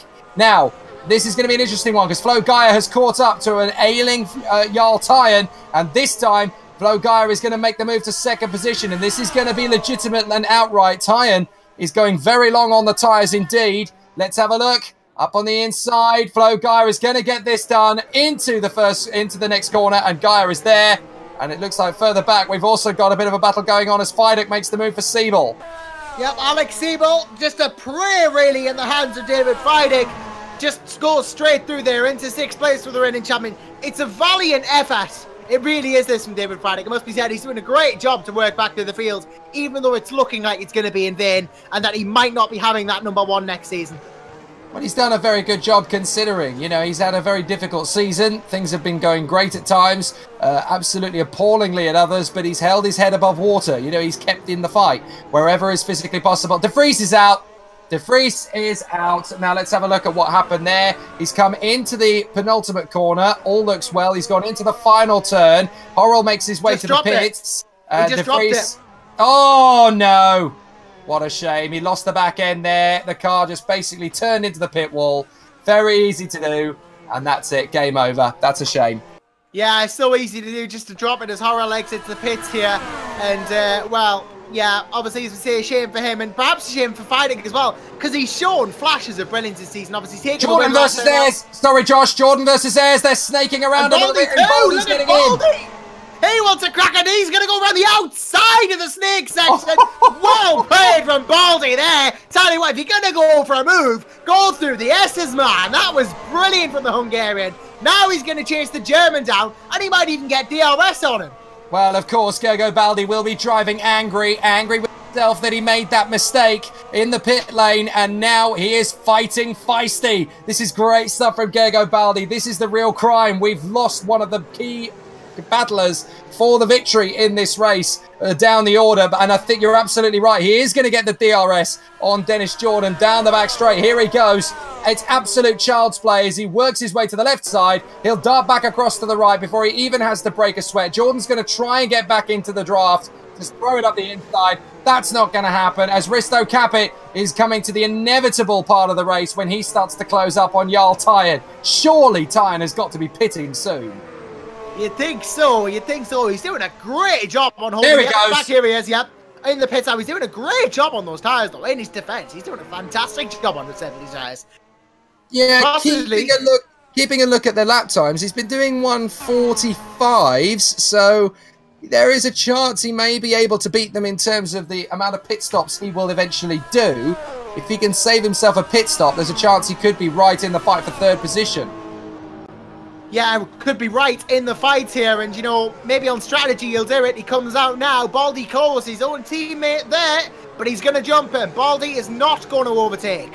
Well, this is a difficult problem because Baldi is obviously in the mix of a good battle and he's going to want to get past his own teammate very quickly. But now, if you are Andreas Wouters, the team boss, what do you do here? Do you just let them race because there's no chance of a podium yet? Or do you make sure that they run in formation? Because look, Tyen is up to speed pretty quickly and is trying desperately to get away from Gergo Baldi. So Tyen is still in contention for the podium here, don't forget, if he gets one less pit stop than the guys in front of him. So they have to be very careful how they battle away for position. Yeah, they've got to be careful here, and well, I'm sure that, you know, they will be careful, but I'm assuming that Andreas is the sort of guy who would let them race, you know. Just really seems like that sort of team, and of course, well, Baldy and Tyen, it would be interesting to see what happens if they did start racing each other, because they're both fantastically talented drivers as well. Speaking of people racing each other, look at Cooper and Siebel. Yep, Siebel is in the battle at the moment, 5th position, with Cooper all over the back of him. This one's going to be interesting. So, are we going to see Alex Cooper sweep by Alex Siebel? It is going to be a tough battle between the two of them. Not entirely sure how this is going to work out. But I have a feeling that Cooper is going to be... Siebel makes a pit stop. So there's an incident there for the two drivers to be having a look at. As Siebel pits, where is he going to filter out? That's going to be crucial to his race strategy. Is in 2. He follows suit and Horrell doesn't. So perhaps even going to get position here is Ben Horrell. Yep, he's going to get past Siebel. Through he goes. And, well, nicely done from Ben then. He's having a good race as well. So, Rudy Van Buren is your leader. Gaia in 2nd. Capit 3rd. Fidek 4th from Cooper. Tyen, Baldi, Jordan in 8th position now. But the 3rd round of pit stops is underway.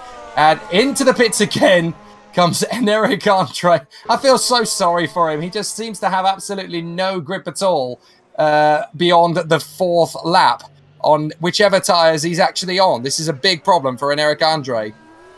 Yeah, big problems for him. He just can't seem to get the tyres to live, and, well, he's right at the back as a result. He's good because he's probably going to set the record, although I did humorously say, well, Chris Williamson saying, surely it can't be Will Panisi's Monaco pit stop record, and, well, I'll have to go check what that is, actually, but it sounds like a lot of pit stops. So let's see how things continue on for an Eric Andre as he to the back of the field after that pit stop. There's only 15 positions where you can score points. There are only 16 cars running in this race, having lost Sandit Choda, Frank French, Lucas Euler and Gerrit de Vries at the present moment in time. So Van Buren leads. Gaia in 2nd, Capit is 3rd, Fidek is in 4th position, starting to chip away a little bit at Risto Capit, but it's Vodbull, Nordzian at the moment. Alex Cooper is best of the rest.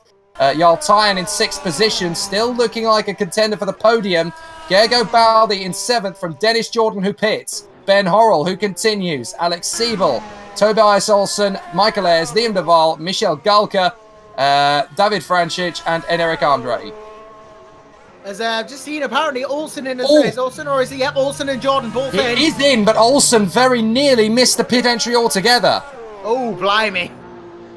That was so close. That could have gone so badly wrong. Well, that was very nearly David Coulthard 95, wasn't it? That was as close as it could possibly go without actually getting a pit stop.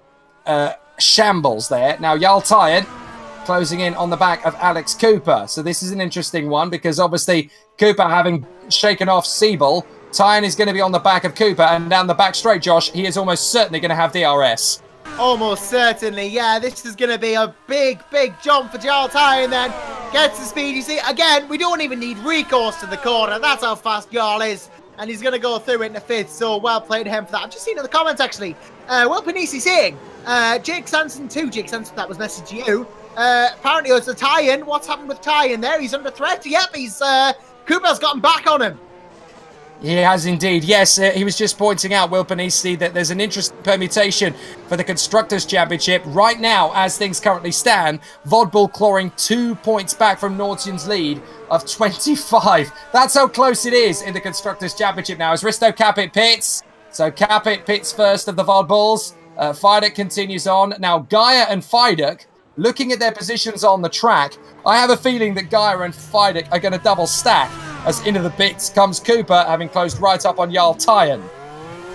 Yeah, quite so. And Tyen, obviously, himself, again, master of keeping the tyres in good nick. He is going to be on for a good result if he can just keep this up as what's this going on here? Oh, yeah, coming out behind Baldy. Now, that is a shot. So, Capit is actually going to struggle in there behind Gergo Baldi. Going to want to move forward. But Gergo Baldi could actually play a little bit of team's gamesmanship here, because there's a chance that he can hold up Risto Capit a little bit, and that would bring Jarl Tyen right back into contention for a spot on the podium. They're playing the long game here, Wouters, but there's a chance that Risto Capit could get really seriously hampered. He's got to get past Baldi quickly. He's going to get DRS this time, but Baldi can make life very difficult for the Estonian.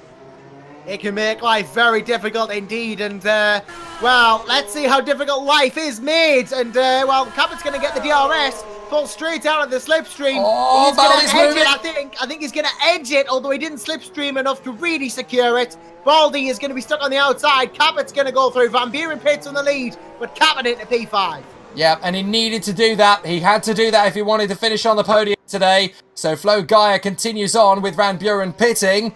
Now, what's Fidek going to do? Fidek in third position. He will be potentially pitting this time as Flo Gaia goes through and into the lead. Obviously getting a lap on the board there in front of Rudy Van Buren, who now exits the pit. Fidek pits in. What will Jarl Tyen do? He continues on, of course. Risto Capit has pitted. Gergo Baldi has yet to. Ben Horrell 7th, and he will not pit this time either. From Siebel, Cooper, and Dennis Jordan.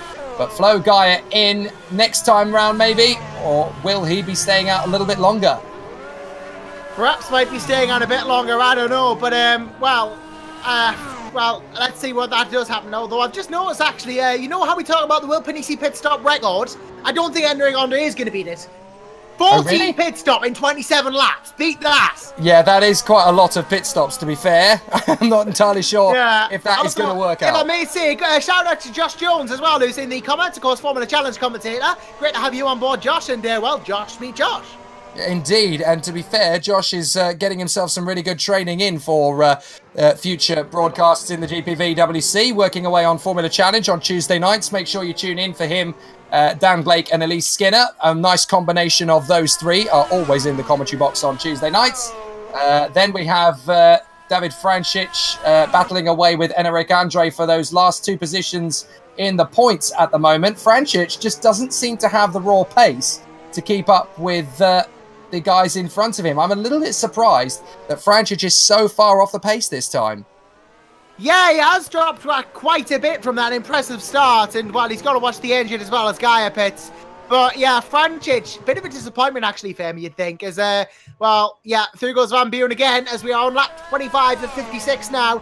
Just about coming up to the halfway mark of this race. And Inter-team battle on the back straight. Olsen versus Duval is getting a little bit close for comfort. They almost banged wheels as they went down the back straight. That could have been a bit nasty. Cooper potentially has a little bit of pressure to come from Dennis Jordan as Gaia filters back out onto the circuit in front of Jarl Tyen, who now has Risto Capit all over the back of him. Now, this is potentially the third position battle, let's not forget. So Tyen is hoping to be in that fight for third position at the end of the race, and he's playing a very long game here, but Risto Capit trying to close him down.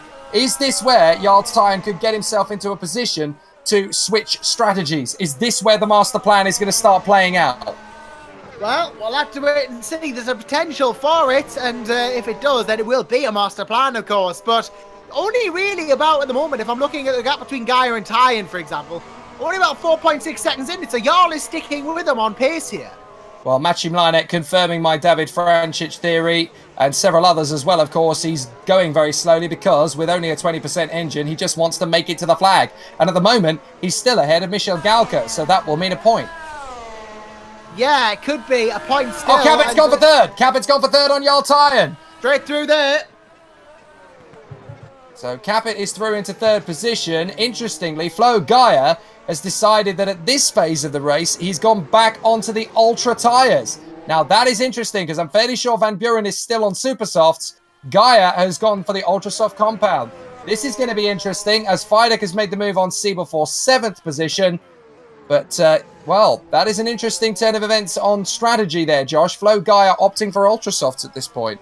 Well, we've seen before that Nolshin do this sometimes when they want to get time back. So maybe if Gaia is enough out to sync with Van Buren, this is an attempt to get him back in sync. I don't know. But, you know, it's an interesting strategy and he should gain time on Van Buren in all this. Well, let's look at the lap times the last time by. Van Buren has just done the fastest lap of the race, a 1:39.853 compared to everybody else in the 1:41s. So, yeah, it's a relatively even Steven position at the moment, but Rudy Van Buren is definitely still the fastest man out on the track, and he wants to win this championship at a canter. But the last time we saw him stretch out this far ahead of the rest of the field with a comfortable position, obviously you've got to think about Sochi when he was leading by a country mile, and unfortunately it was all over. It was, yeah, you got to remember that. And well, Sochi was the race where we had that graphics freeze, of course, did Rudy Van Buren. So I didn't think it still happened, but we're hoping that it doesn't because, well, we don't like to see it happen. And, well, ultimately, it would be a well-deserved championship for Rudy Van Buren. And that's the point I want to talk about, actually, while we're having a bit of time here, Jake. Just while they're in a bit of a lull at the moment, obviously, we've got some goings on with the likes of Howell and Fidek and all that, which we want to keep an eye on. But Rudy Van Buren this season has been nothing short of dominant. It really has. In fact, I'd probably go so far to say that Van Buren's title win, if he gets it this year, probably the most dominant since Jana Tanskanen back in 2011. Or, no, that was Jochen Ziegler, actually. Jana Tanskanen back in 2010. I would say so, yeah. It's very difficult for one car and one driver combo to be dominant in this championship as well. And the thing is, the results don't necessarily tell the whole story, because even though they've had an amazing amount of success over the course of the year, there have been races where they've actually been pushed very hard to get the win. Boldy and Ben Horrell both make their way into the pits from 5th and 6th positions. But yeah, Rudy Van Buren, he has won a lot of races. He has finished second whenever he's not been first for the majority of the season, all but 2 races, in fact. But it's a really difficult, you know, frame of mind to be in because, you know, we can say, oh, well, he's dominated the season. Well, kind of, but he's won every time he's been in a strong position or been second. But it's not been as easy as that. It looks dominant on paper, but he's actually had to work very hard for a lot of those races. Yeah, he has been pushed quite hard this season. I mean, Jana Tanskanen got 14 wins in a 20-win race season, I believe, and didn't finish off the podium in any of the races that he started. I think he only started like 17 or 18 of the races. But Van Buren is on 9 wins now. He can go to within 1 if he does every single race of the season and wins it. So on paper, he can actually beat Tanskanen's points record if adjusted for this point system as well. So there's arguments to be made that he is the most dominant Super League champion of all. So he's had to work incredibly hard to get to this point, but it can't come soon enough. He's nearly at the halfway point of the race. 56 laps around the circuit, of course. Lap 28 will be the halfway point. He will want to be in an incredibly strong position right the way to the finish line, and he will want to win this race. But as we predicted with Gaia going on to the Ultra Softs, He is chipping away a little bit at Rudy Van Buren's advantage. The gap has gone down to 13.7. It's not a massive amount, and it's not enough to keep Rudy Van Buren in sweat mode, but he's definitely now starting to chip away at it a little bit, Flo Gaia, and he is the only one of the leading drivers on Ultrasofts at the moment. Yeah, only leading driver on Ultras at the moment, and well, it's helping him with the gap, definitely. It's coming down. Baldy and Ayres. This is an interesting battle as Baldy throws it up the inside. That's the right turn to go for. My word, Gecko Baldy being incredibly brave there on Michael Ayres. Here comes Harrell. The wrong moment. Now, Ayres is in the pits. Yeah, that's why Harrell's been able to get through. But Baldy, I want to watch that one again, so I'm replaying it. He just throws it to the inside line in the first right-hander, and that's incredibly brave at that point, because you have to know that the man on the left side isn't just going to chop across on you, or you're not going to slide into the side of him. That was incredibly brave from Baldy, but he's got himself up another position. Another position up for Gego. Not a usual corner that you would go for the overtake, as Josh Jones pointed out either. So that was a brilliant move by Baldy. He just chucked it in, and there was a load of respect between those two drivers. And speaking of respect, here's a fight we can respect. Cooper versus Siebel. Look how close the Englishman is as we come onto the back straight. It's going to be DRS time for Cooper. Finally, time to get one back. Get an overtake done after being overtaken so much. Here he goes. Cooper swings right out to the left. There's no way Alex Siebel is going to be able to get him back for that one. So Cooper goes straight through, takes the place back. Siebel was one of the drivers that's obviously taken a place off Cooper in the earlier stages, but Cooper is back to his best again. Interesting comment from the room, from the stream chat room. Will Panisi says, forget hammer time. This is Geimer time. I'm liking that. Geimer time, I think, is something that's going to be very much an operative word, and it certainly is, because Gaia has now got the gap down to 12.9 seconds. Gego Baldi has now got Ben Horrell even closer to him than he was a lap ago. He's trying to get closer to Dennis Jordan. Now, Rudy is in the traffic, and this could be a bit of a problem. Logan just gets straight out of the way. He knows he's tough. Michelle getting straight out of the way. Well played from him. He knows Van Buren's got a title to fight for, and he does not want to obstruct the Dutchman at all. And, well, dearie me, Josh Jones has just made a terrible pun, seeing he's a fast guy, you know. Oh, yeah. Very nicely done there, That's worth the chat ban, Josh. Alex Siebel comes out of the pits after his pit stop, following in close proximity to Alex Cooper. Where's he going to filter back out? In front of Tobias Olsen, and a few seconds down the road from a very feisty Ben Horrell.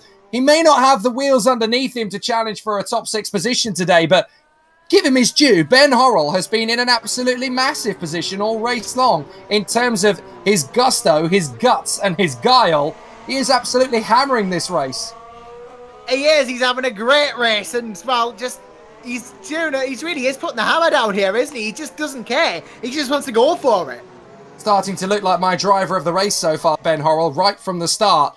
He has looked like a surprise package, and he's doing an absolutely amazing job to try and stay with the likes of Gego Baldi, fighting with the big boys in the earliest stage of the race. The Welshman has definitely come to town.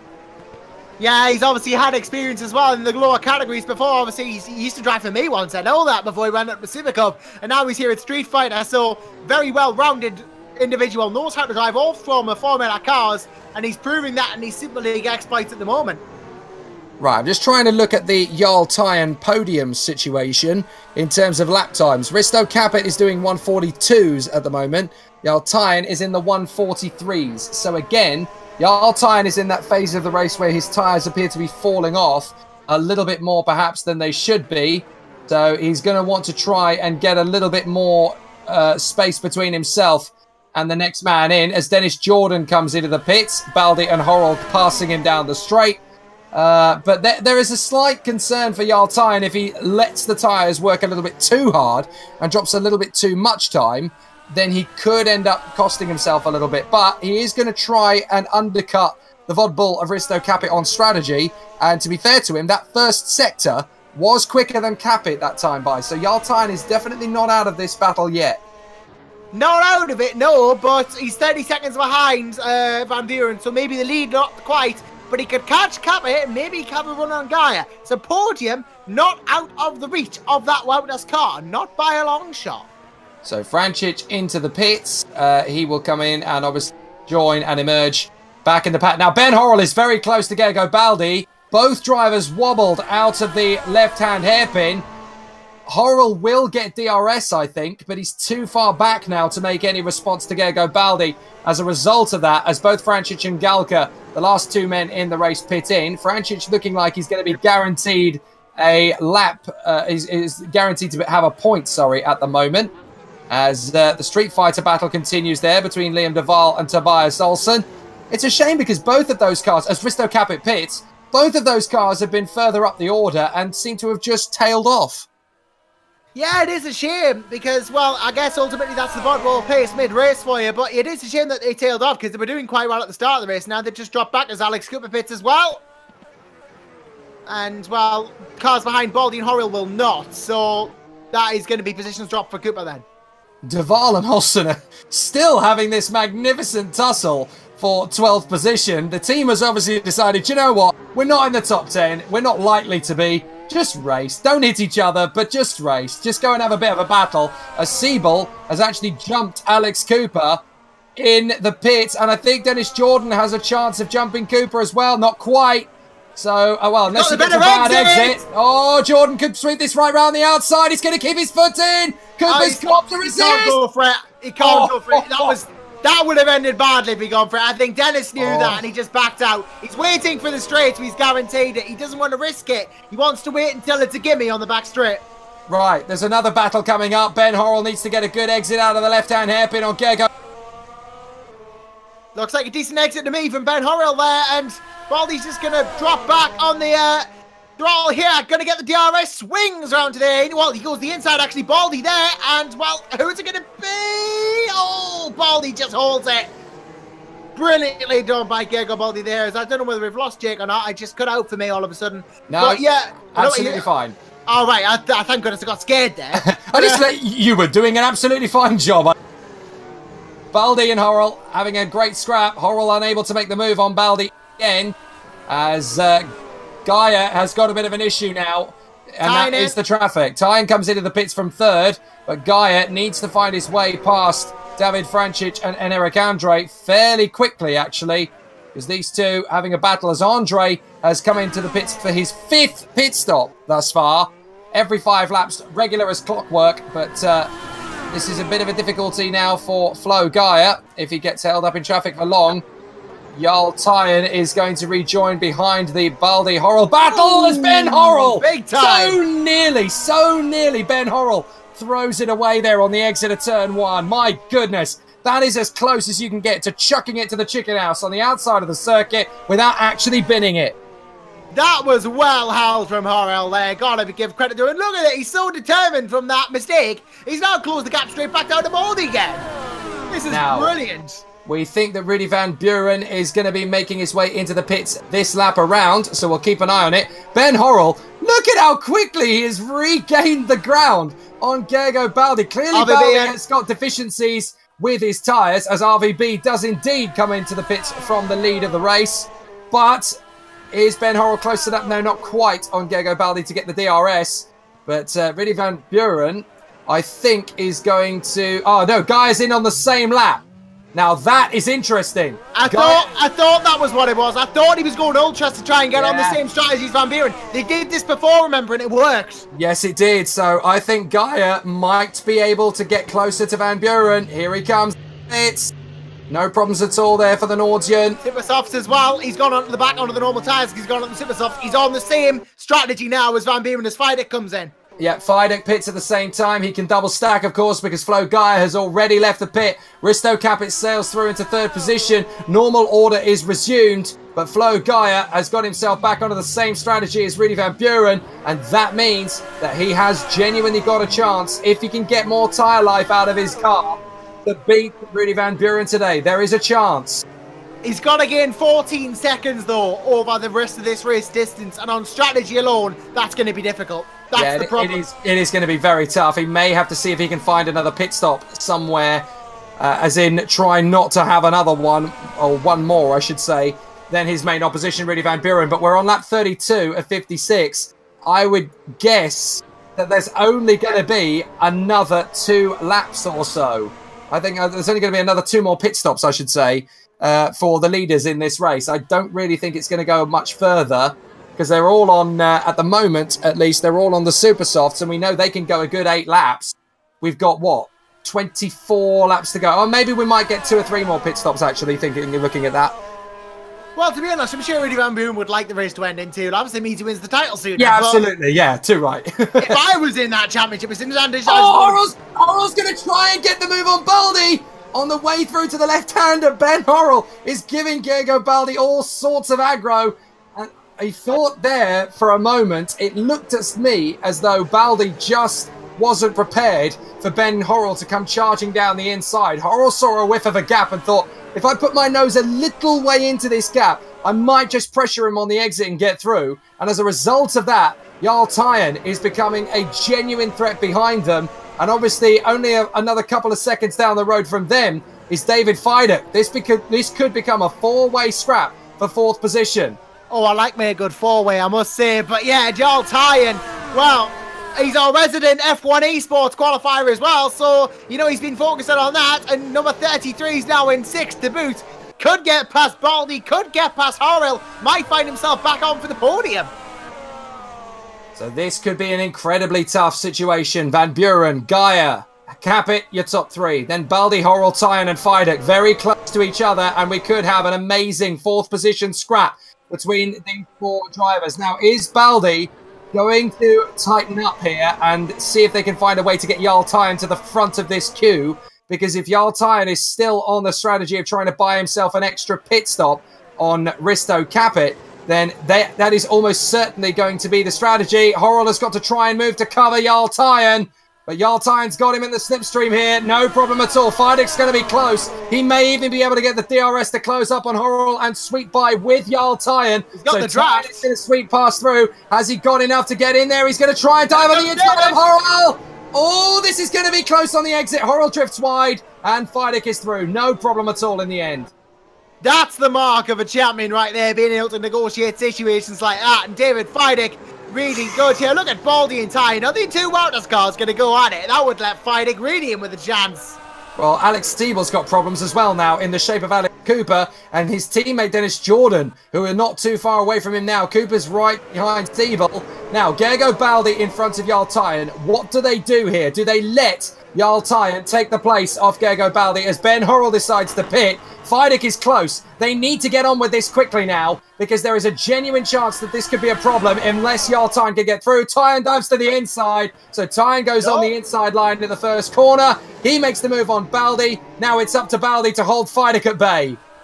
Yeah, Baldi actually braked at the same time, so it's not like he just let him through. He was fighting it all the way. As what's this? Someone coming through here. That's Stiebel and Cooper really close.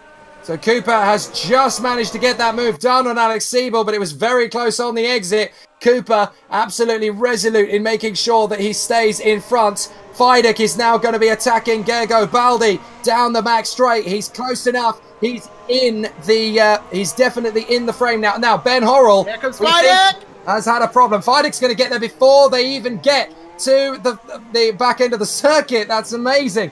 Now, this could be a problem because Baldi is going to be in the slipstream, but crucially, I don't think he's going to have DRS. Oh, no, he has got DRS. He's got it off Jarl Tyen, so he's going to get through on the outside, is he? No.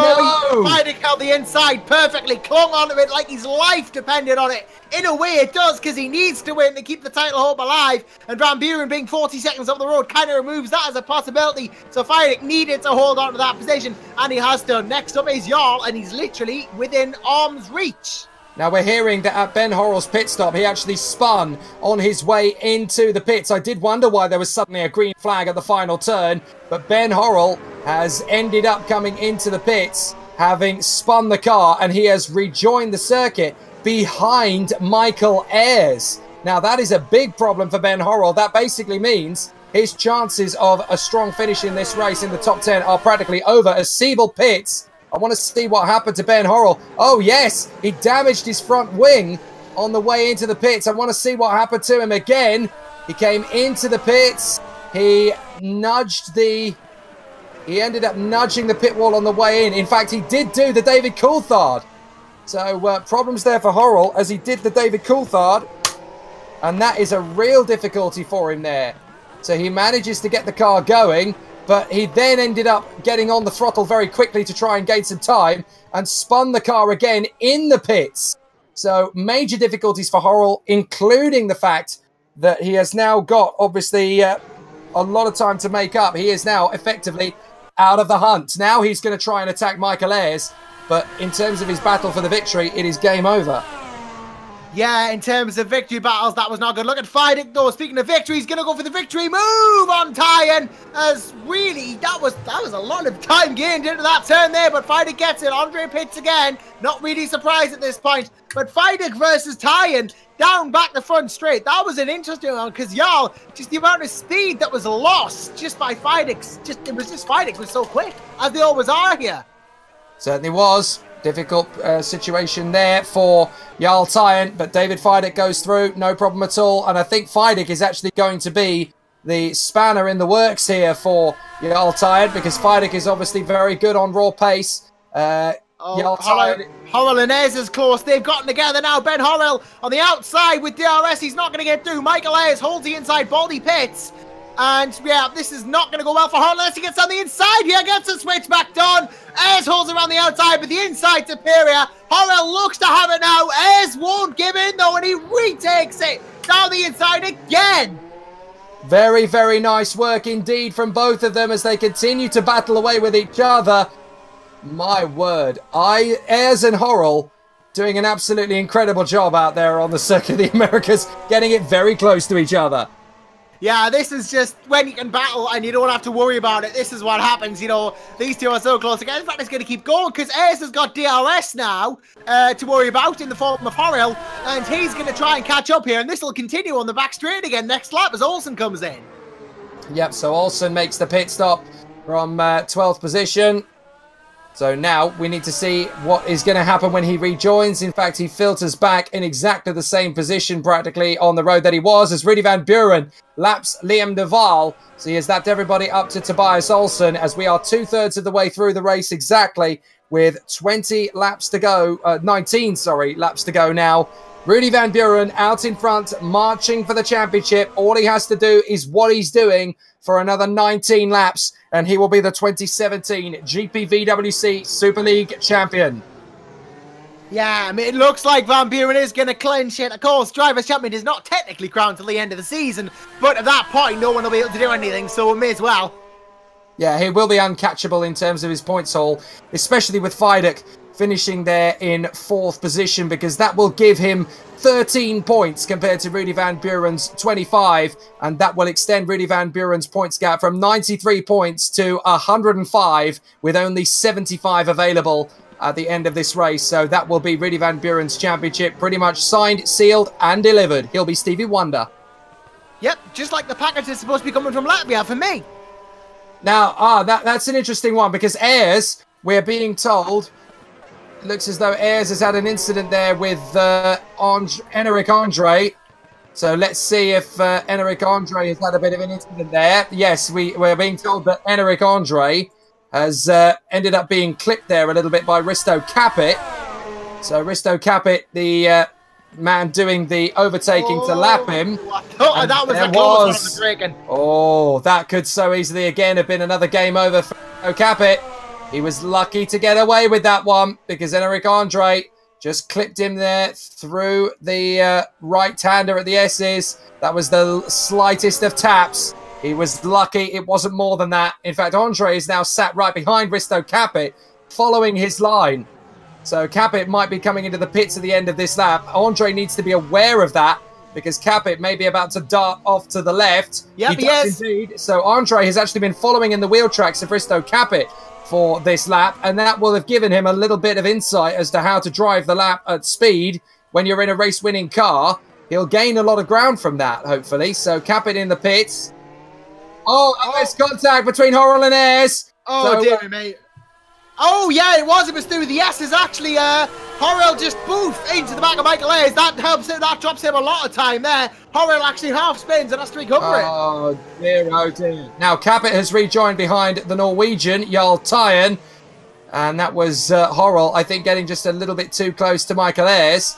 And ended up just a littlest bit of contact between them. Both of them kicked the back end out. Ayres just about got away with that one. But Ben Horrell, as you say, Josh, did spin the car and drops a long way back as a result from the back of Michael Ayres. So Ben Horrell, I'm afraid to say, his race has suddenly hit the self-destruct button, hasn't it? Yeah, it's just blown up in his face, really. It's just gone all terribly wrong for him. And while it was going brilliantly, then the button was pushed, and then boof, it explodes. It's about as reliable as a life engine. So Risto Capit going down the back straight as he chases after David Fidek and Jarl Tyen.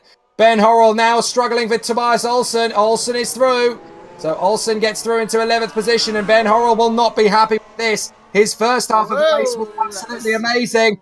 Olsen went wide there through the S's, and, well, I thought he was going to catch him there. Should I? I'm not saying Ben Horrell's about as reliable as a life engine, but his luck is. Because, well, his luck's run out, and he was doing great, but now he's fighting for 11th with Olsen, and he doesn't seem to be getting any closer at the moment.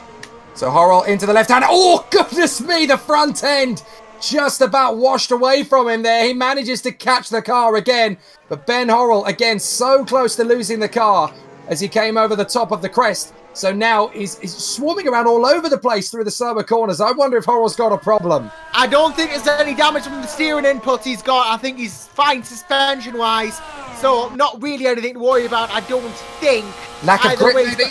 He's got it under control. It could be a lack of grip, but I don't see any damage to the wings. So there's that to consider. I certainly don't think it's damage that's causing him a problem, but maybe the tyres are starting to go off. And, Olsen's got a problem. Olsen's out. Oh, no. There goes Topo. Yep, there goes the Swede. Unfortunately, looking to be out of this race. And, well, that's it. And Van Buren looks to be in this lap. We're getting reports of. So another pit stop due for the Dutchman. Not like it really makes any difference at this point because he's miles ahead of anyone else. But, yeah, shame for Olsen as well. Really one of the go-hard or go-home drivers of the GPVWC. Always gives 100%. And it's a shame to see him disconnect. Oh, Van Buren made the mistake into the pits! It just goes to show anyone's susceptible. That was a heart stopper. Goodness me, Rudy Van Buren very nearly threw away his victory. Now, we're just going to watch that again on replay. He turned in. He locked the rears coming in. Yeah, look, he turned in. The back end just got away from him. I think he avoided contact with the wall. Oh, no, he didn't touch it. Now, Van Buren has rejoined the circuit in the lead ahead of Flo Gaia, who has not pitted. So that's interesting. That's decisive, that. I think that is... now, he's got a whole pit stop in the bank. That's game to Van Buren. Well, Rudy Van Buren... That is so lucky. How close did he come to throwing away his entire race? My goodness. What he did, he saw there was apparently someone else in the pits as well, I believe. Is that, well, I'm trying to look up and down. I don't know who is in the pits. Well, but Jarl Tyen is having a good battle with Risto Capit at the moment. As they battle. He's close to Fidek. He's close to Fidek too within a second. Yeah, this is going to be interesting. The Adonis cars are battling away as well for 7th and 8th position in front of Alex Cooper. What has happened to Alex Cooper this race? He's just tumbled away all the way down to 9th place. This is what I've noticed about Cooper. He has flashes of form in these cars and he can be brilliant, but sometimes he just tails off for a bit.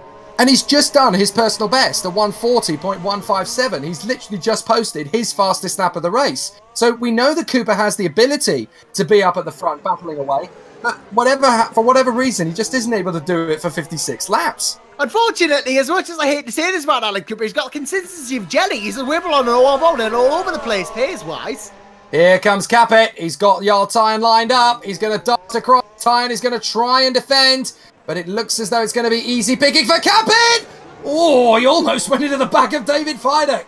Goodness me. That was how late he was prepared to leave his braking.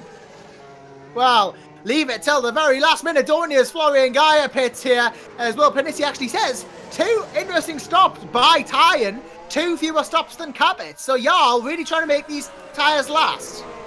Lots of puffs of tyre smoke from Risto Capit in that move there with David Fidek just watching it back as Flo Gaia comes into the pits. Is Fidek going to dive for the pits this time by as well? Yes, he does. Leaves so it Fidek comes in at the same time. Yeah, he did. I think he was trying to catch out Capit and Tyen to see if he could make them second guess what they were going to do. Jordan and Siebel under pressure from Alex Cooper. Look at Cooper! He's really pushing as he goes to the side. Up the inside of Siebel. Siebel leaves him a little bit of room, and that's enough for Cooper to go to the inside line into the final turn. Cooper is through, and I wonder if Alex Siebel was trying to make his way into the pits, and Cooper has kept him out. Immediately goes ultra defensive as well. He wants no part of a battle with Siebel now to try and hold the position he's just gained. Into it he goes, but the question is, can he stay there? That's what we're going to be asking now. Well, if Siebel was due to pit in, then I would say yes, he will, because Siebel is obviously going to be struggling on those tyres an extra lap. Now, what is particularly interesting at the moment is Rudy Van Buren and Flo Gaia. We've had Gaia make a pit stop. Gaia is back on the Ultra Softs. He is, yes, maybe trying to do something else. So I think at this point, given the fact that he was a whole pit stop cycle behind Van Buren and he still came out ahead, he needs to try something radical to get the win now. With 25% of the race to go, 23 seconds behind. I have a feeling it's going to be very Dutch summer here. Well, it's no summer, more like, well, it probably is summer in America. It is probably going to be very Dutch summer here in America. Well, it's been a season all about Rudy Van Buren in so many different ways. He's obviously conquered in GPVWC Super League. He's just put in a new fastest lap, a 1:39.126. He is not slowing down at all. And he's had a season where he has been crowned the winner of the contest in the McLaren's World Fastest Gamers R-Factor 2 division. And that is obviously one step away from him going to become a McLaren simulator driver in the 2018 season for what is going to become the McLaren Renault Formula 1 team. So that could be a very interesting appointment for Rudy Van Buren. He continues his march forward here in the lead at the Circuit of the Americas, 23 seconds clear of Flo Gaia as Alex Siebel does pit in a lap later perhaps than he would have liked to. Alex Cooper not giving him any choice at all in the matter. I'll tell you this, I for one can't wait for the McLaren Vodbull racing team to happen in 2018 because, well, obviously Rudy Van Buren's going to be so busy with his job, they don't have to get involved with the sort of sponsorship side of things. Well, you can sense, can't you, that their cars are going to be orange next year. I can see that happening. I thought yellow. Oh, yes, maybe yellow.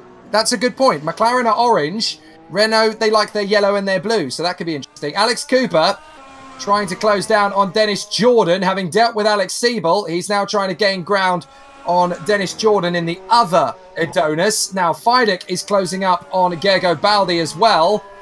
He could get this. So, Tyen's struggling for tyres further up the road. Baldi is ahead of Fidek, but Fidek's gone in the DRS, but he's going to have to do this quite late into the braking zone, but he does get there. So, Fidek is through on Gergo Baldi. Fidek is through on Gergo Baldi, yeah, and, well, through he goes into fifth then. Baldi, Fidek, both in this whole battle for the position here, and, well, it's been an ongoing battle, really. Not necessarily an active one-all race, but when they've gotten together really well. So Rudy Van Buren leads the way. Francic is coming into the pits. So, I think Tyen has really done a genius move here with these tyres, making them last as long as he had. Really the master of tyre management. Well, by my math, I'm not sure Jarl Tyen needs to make another pit stop. Yeah, I'd be inclined to think he doesn't, as he's close to one of the street fighters. Look at Francic, he pulls right across and forces Francic to brake there. Yeah, that was, come on, you're not racing for the top three. I am. Get out of the way. Forget about it. You're going to get points whatever happens, but I want the podium. And Francic, look, he moves right aside and allows Cooper to get through as well. Now, this is going to be interesting. Jarl Tyen with a feisty Alex Cooper hot on his tail. What can Cooper do about Jarl Tyen?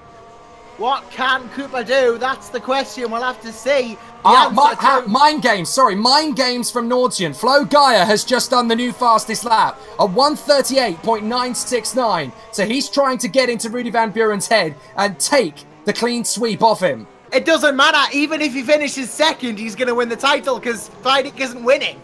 Absolutely, but we know that, you know, whatever advantage, psychological or otherwise, that Nordsian can get on Rudy Van Buren, they will try and grab it, and if Flo Gaia can get the fastest lap off him, that's going to be a little bit of a niggling little problem at the back of Rudy Van Buren's head there. He's going to be a little bit, just a little bit peeved at it as Michael Ayers gets out of the way and allows Rudy Van Buren to sweep through. Well, not if he can't see it, not if Mike Pittman doesn't tell him.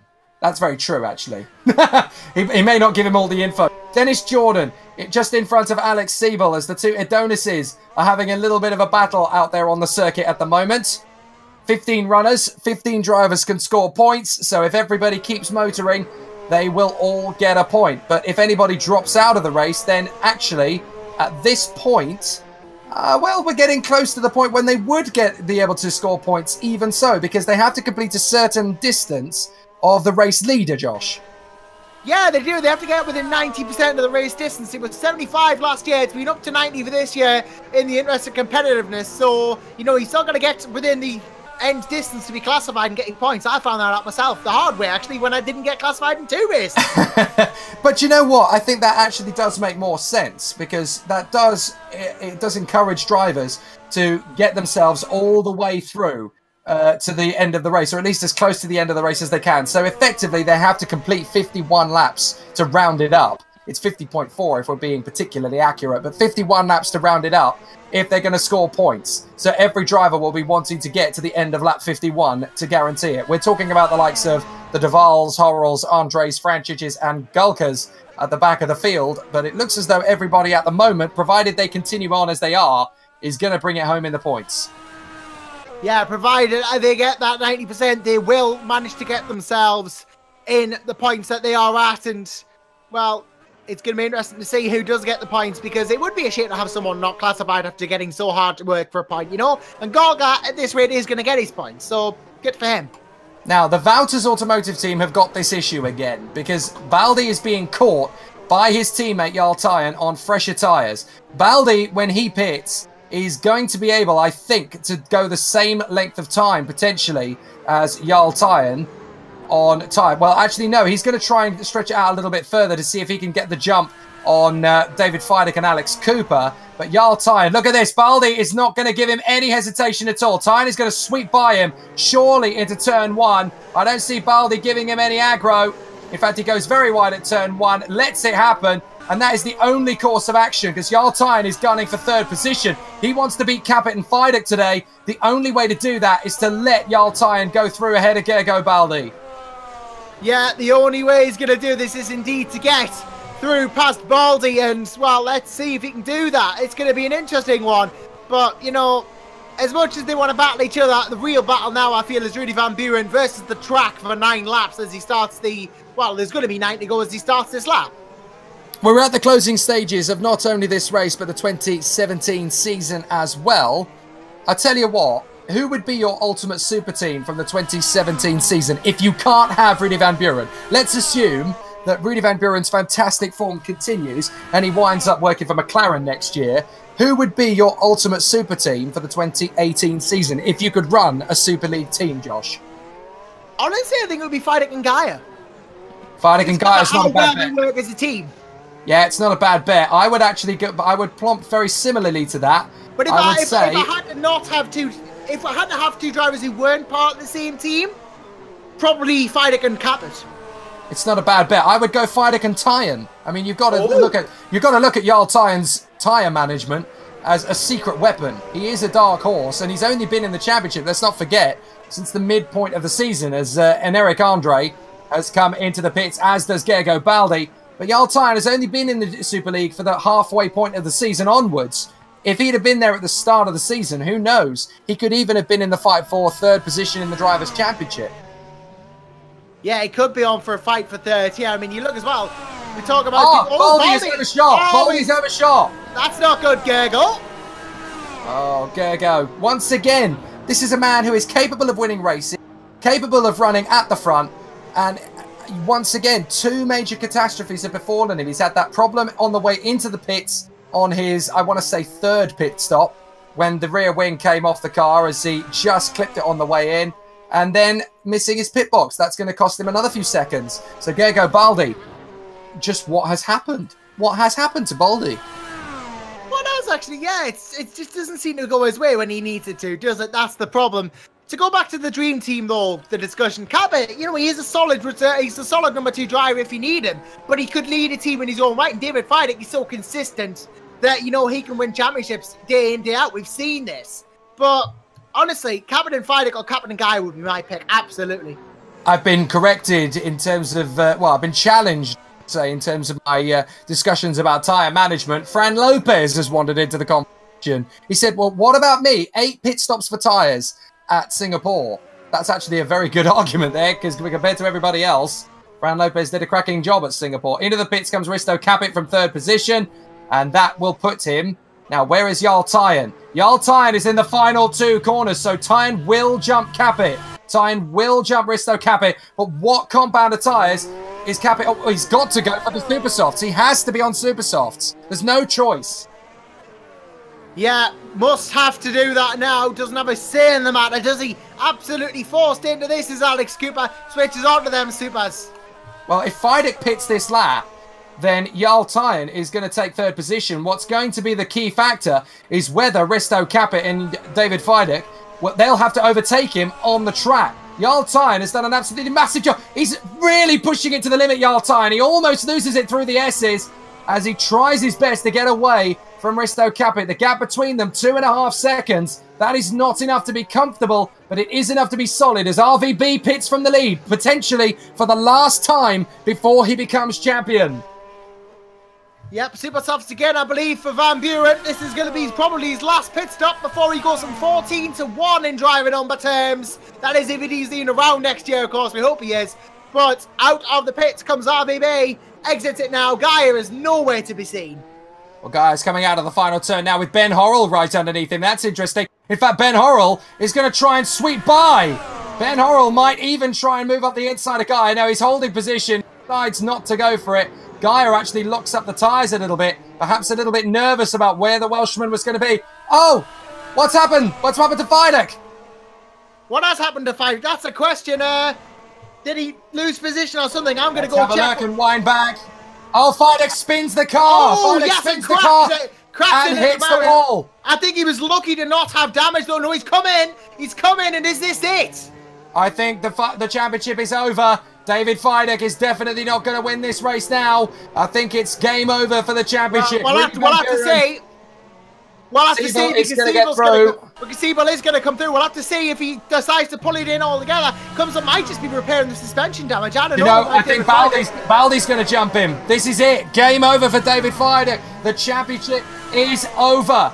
And it's going to be Rudy Van Buren. Well, he hasn't retired from the race yet, has he? Yeah, but let's be honest. We've got 8 laps to go at the end of this one. And Fidek is a minute back. He's on Ultras. He's going to try and charge forward. I think the most he'll get out of this race is the fastest lap. It's a shame. Don't be so defeated. It's a shame. I mean, fair play to him for getting back in. But it's clear, big damage there and a big problem for Fidek. His chances of the podium are over. And now, oh, look at Capit. Capit is coming with Jarl Tyen. Tyen is going to try and get through. No, he's not going to. Yeah, Jarl Tyen is going to lose the place. Now, if you're Jarl Tyen, do you consider a switch to Ultra Softs? Is there a chance to get there in 3rd position? I wouldn't blame him, would I? As Gaia comes in as well. Let's see what Gaia does tyre-wise, because he's on the Ultras, remember. I expect more Ultras will happen for the German. He comes in, hits his box. No, Supers it is. Fair enough. Wants to make sure he gets to the end of the race. Well, there's no point risking because Jarl Tyen might make this switch to Ultra Softs. But the thing is, Jarl Tyen and everybody else on Ultras can't really make those tyres last longer than 5 laps. So you'd have to get to lap 51 if you were going to make the switch to Ultras. So it makes perfect sense for Gaia to stay on the Ultra Softs. Diego Baldi now right up behind Alex Siebel. Alex Cooper in 8th and Fidek in 9th. This could end up being a bit of a challenge as Siebel pits. Now, Siebel comes in at the end of lap 49. Does he gamble? Does he go for Ultra Softs for the final stint to see if he can stretch them out a bit? Well, this could be interesting if he does gamble because, well, who doesn't like to gamble? Siebel comes in and he's deciding to go for the Supers. He's still going with what he knows. Yeah. Didn't really expect anything different, to be honest, but we'll see where this leads him. Yeah, there's no point, really. If you're not comfortable with the Ultra Softs and they can't go longer than 5... Rudy Van Buren leads the way by half a minute. What an absolutely incredible race. It's been a long time since Rudy Van Buren has won a race in the GPVWC Super League by that big a margin. He has absolutely monstered this race and he has absolutely been determined right from the get-go. I'm going to win the championship today. I'm going to win the race today. Nothing less than a win is acceptable to me right now. He has been absolutely adamant that that's how it's going to play out. I'll tell you this, though. I bet Van Buren's so quick at the moment, he'd probably stop off for a glass of Heineken on the way round. He's worked incredibly hard, and he's done an incredible job. Baldy has got Alex Cooper breathing down his neck at the present moment. Now, this could end up getting spicy towards the end of the race. They've got issues with slower cars to get out of their way as well. So this could all end up getting a little bit hair-raising, and they've got to be incredibly careful and delicate about how they do it. Yeah, they've got to be delicate here. Really got to edge it, got to be careful, and got to make sure that they just get to the end, really. Blue flags I'm seeing around the fighting sort of area, and that'll be for David Franchich. And, well, I thought for a minute fight was getting blue flags, but no. Jordan in the pits, though, from P5, going to make his last stop. And I think now is the last stop sort of time. Well, is Jordan going to go for ultras? Because he might well think, with 6 laps to go, I might just be able to stretch something out here.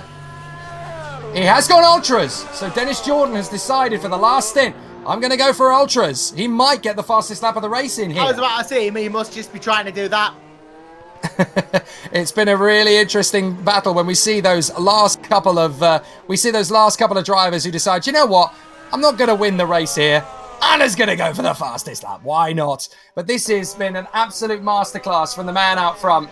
Rudy Van Buren goes into lap 53. 4 laps to go. Goes into lap 52. Sorry, 52. Sorry.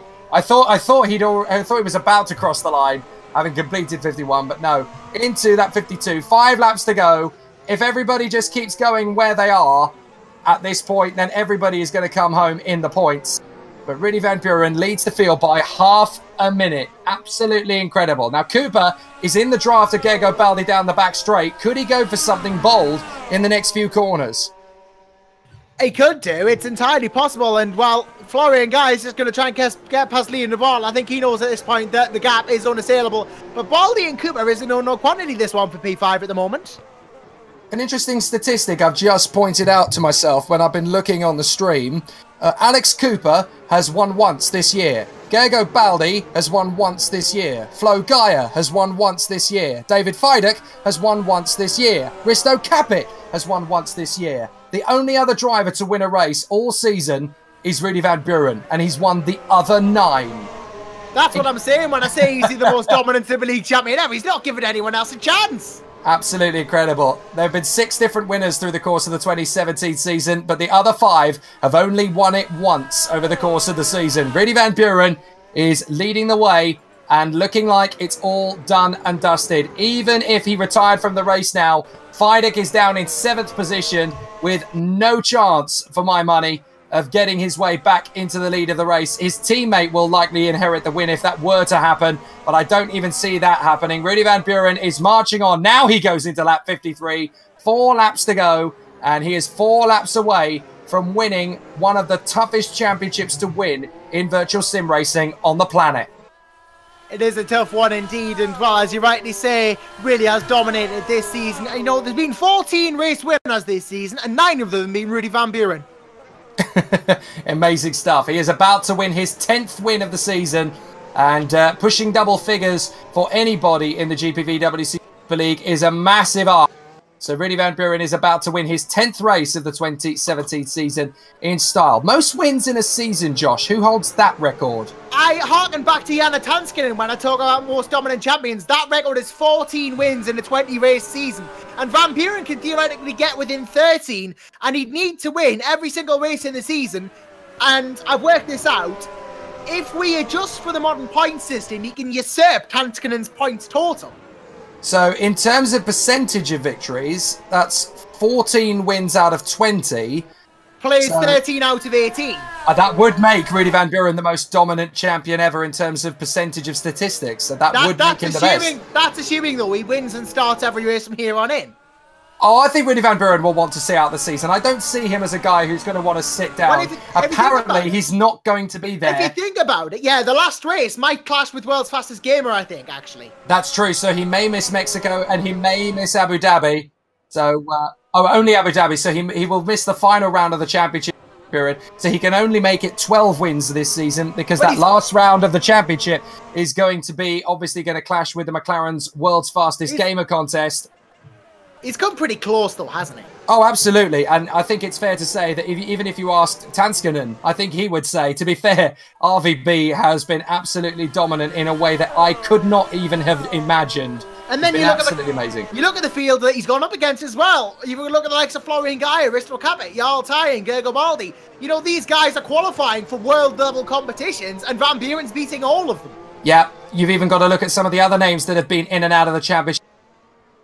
And Lopez, Alex Cooper, Lucas Euler, a double champion, Lee Morris, of course. So many big names that have been fighting against him over the course of the season. And he has not only won against them all, not only has he marched to the championship, but he has made sure that every one of his opposition that has won a race this year has only won once. That is pretty special stuff. Yeah, it really is. It just goes to show how much competition the other drivers are going to be going up against in those finals of the world's fastest gamer. This is where it's at. This is the one they have to beat, and he's going to storm to his open wheeler championship. But of course, we're talking about the Drivers' Championship, which in 2.5 laps is going to be wrapped up in Rudy Van Buren's favour. But the championship season is definitely not over. If anything, it's just going to get going, because David Feidek, dropping to 7th position, has dropped a major clanger in the fight for the Constructors' Championship. Because now, Rudy Van Buren with the win will get 25. Capet in 3rd will get 16. That will give them 41. Flo Geyer will have 20 for 2nd position. How many will Feidek pick up for 7th? I imagine about 7. Oh, that is 9. Actually, 9 points. 9 points. So that is going to give them an 11-point advantage over Nordsjön. So that mistake from David Feidek has definitely tightened things up in the Constructors' Championship. It really makes things difficult now, because the gap, well, going where it was earlier on, was going to, well, Nordsjön led by 25 points coming into this race, didn't they? So that's going to drop the gap to 14 points with 3 laps to go. My goodness. No, sorry, it's going to be 13 points, actually, because they're going to gain 12 points. My goodness, that is going to be tough. Yeah, Van Buren on lap 55 now as well in all this as well. He's completed 54, so this is lap 55 he's on. 1.5 laps to go for the Dutchman until he wins the title, or wraps it up rather, and it will be a well-deserved one, as we said as well. But Constructors-wise, this is going to be interesting going into these last few races. Maybe that mistake from David Feidek has brought it back in contention. And of course, with 3 races to go, and we know for a fact that Rudy going to miss the last one. That's their winning champion. That's their dominant force. They're going to have no Rudy Van Buren for the last race. If it's a dead heat or close to a dead heat for the last race of Abu Dhabi, that's going to be an amazing fight, and they're going to need to get somebody pretty special in the 2nd seat alongside. I suspect that someone special is probably going to be Tom Parker, the reserve driver around, and we know how good Tom is. He's been so good in Super League in the past, so unlucky to not win in Super League, in fact. But, well, speaking of winning, last lap for Rudy Van Buren. So Rudy Van Buren is just a few miles away from getting the victory in the championship that he has been fighting right since March. In the Australian Grand Prix, when he won at a canter. It seems so long ago, but when Rudy Van Buren cantered home ahead of Lee Morris and David Feidek in Australia. But he has worked so hard since then. He has pushed for every single moment, and now he is going to become victorious. 35 seconds clear of Flo Geyer. He has to concede, Flo. Today is not his day, but they still could play a major factor in the Constructors' Championship. The gap will be only 13 points between them, unless Feidek can do something pretty sensational about Baldi and Cooper in the last lap. And those two are fighting. Do not count out the fact that Feidek could gain some big points on the last lap. It's going to be interesting, but Dennis Jordan is not too far away from Feidek either, so we'll keep an eye on that. But Rudy Van Buren is down the back straight and into the left-hander through the final section of this course for the last time. Yeah, Van Buren, what a race this has been from the Flying Dutchman. He's been great. He's been more than great. He has truly been the Flying Dutchman this season, and just a couple more corners to go for him. Really has been the dominant force since day one. Your smart money was always going to be on him. He's proving a point here to the world when he goes into World's Fastest Gamer in December, November sort of time. He will be the one to beat round the final corner. Here we go. It's time to go Dutch! Rudy Van Buren, the Flying Dutchman, out of the final turn. Rudy Van Buren wins the US Grand Prix, and he is the 2017 GPVWC Super League champion. He has done it. Absolutely terrific stuff. Rudy Van Buren is the champion, and that's 25 valuable points on the board for Vodball. Gaia will be second, Capit will be third, from Tyan, Diego Baldi and Alex Cooper. Right, Jordan is closing in on David Fidek. This could make the Constructors' battle even tighter as they go down the back straight. This race is not over yet, folks. Van Buren is obviously celebrating out in front, but it's not done yet. Gaia comes through for second. He has done a brilliant job there in second place, and that's £20 for the breast cancer charity fundraiser on the bank so far for Florian Gaia. Risto Capit comes through in third position. It was a nice try by Jarl Tyan to get to the podium, but Risto Capit is third from Jarl Tyan. Baldi and Cooper battling away. Fidek and Jordan battling away. Baldi, I think, is going to hang on in there for fifth position. Cooper is going to push it all the way to the death. If he makes a mistake in the final turn, it will change. Baldi for fifth. Fidek sliding in the penultimate corner. Can he hold on in front of Jordan? Oh, there's a little bit of Jordan's gone into the back of him. Jordan's gone into the back of Fidek. Fidek finishes seventh. Siebel goes through, and Jordan recovers to finish ninth. Now, surely there is going to be an investigation into that, because Jordan won't be happy, but I don't think he's got a leg to stand on with that. I think Fidek's fine. Fidek lost it, I think. The back dropped, and then Fidek just went into the back of him. I think that was just a misjudgment, perhaps, from Dennis Jordan. But yeah, David Fidek finishes 7th, Siebel 8th, Jordan 9th, 10th, and 14th, 15th goes down. But we have a champ. 1 minute, 1 hour, 36 dead. It is a Dutch victory in America. Let the Dutch summer begin. Get the Heineken out, get the drinks out, and sing the name of Rudy Van Buren, who's only gone and done it. An amazing result after such a hard season. He's made it look easy, but it certainly wasn't an easy fight for the victory. Rudy Van Buren has done an absolutely sensational job and has become the 2017 GPVWC Super League champion. He joins an incredible list of racers who have done the same thing. He has been an absolutely incredible racer over the last season, and he has been amazing, absolutely sensational. And it's been wonderful to see just how much work he has put in over the last few months. But he has done it. He is now the champion. Yeah, Jason Andine, Christian Neumann, Mikko Jakonen, Shiro Ryong, Steve Alanchevsky, Laurentiu Albu, Joe Consiglu, Jana Tanskin and Lucas Euler, David Fidek, Philip Pushka, Eros Micheli, almost in 2016, I should say, but almost didn't. He came very close. That was a brilliant year last year as well. Only is served by this year. Van Buren now adds his name to that list. A truly sensational season in the end then for Rudy Van Buren. First Dutch champion as well. He is, yes, the first driver from the Netherlands to win the GPVWC Super League Championship trophy. He's still going to have to wait to collect it, of course, because that is going to be right at the end of the season. But let's bring in our spotter and our observer over the course of the entire race as well. Elise Skinner has been watching from the sidelines all race long. Elise, what an absolutely fantastic battle that's been. Absolutely phenomenal race to be spectating and be helping out with. Absolutely phenomenal to see Rudy take the championship, really well earned, and the fighting all race was absolutely phenomenal to see. And this is why you come and watch GPV Super League. It is just that category that provides phenomenal racing. Right, we should go and speak to a few of the drivers. So let us bring in the man who finished runner-up after an absolutely terrific race. He worked so hard in that one and almost got the job done. But in second position, Fenordsian Flo Gaia. Flo, great race. Good to see you there in second position, banking in 20 points for breast cancer research in the process. Well done, mate. Yeah, thank you. Hello, first of all. Yeah, it's for a good cause, so why not? And it does look decent, so can't complain about that. Yeah, I was a bit lonely all race, I think. Not much happening around me. Qualifying was, yeah, I'm not really happy with that. There was much more time in it.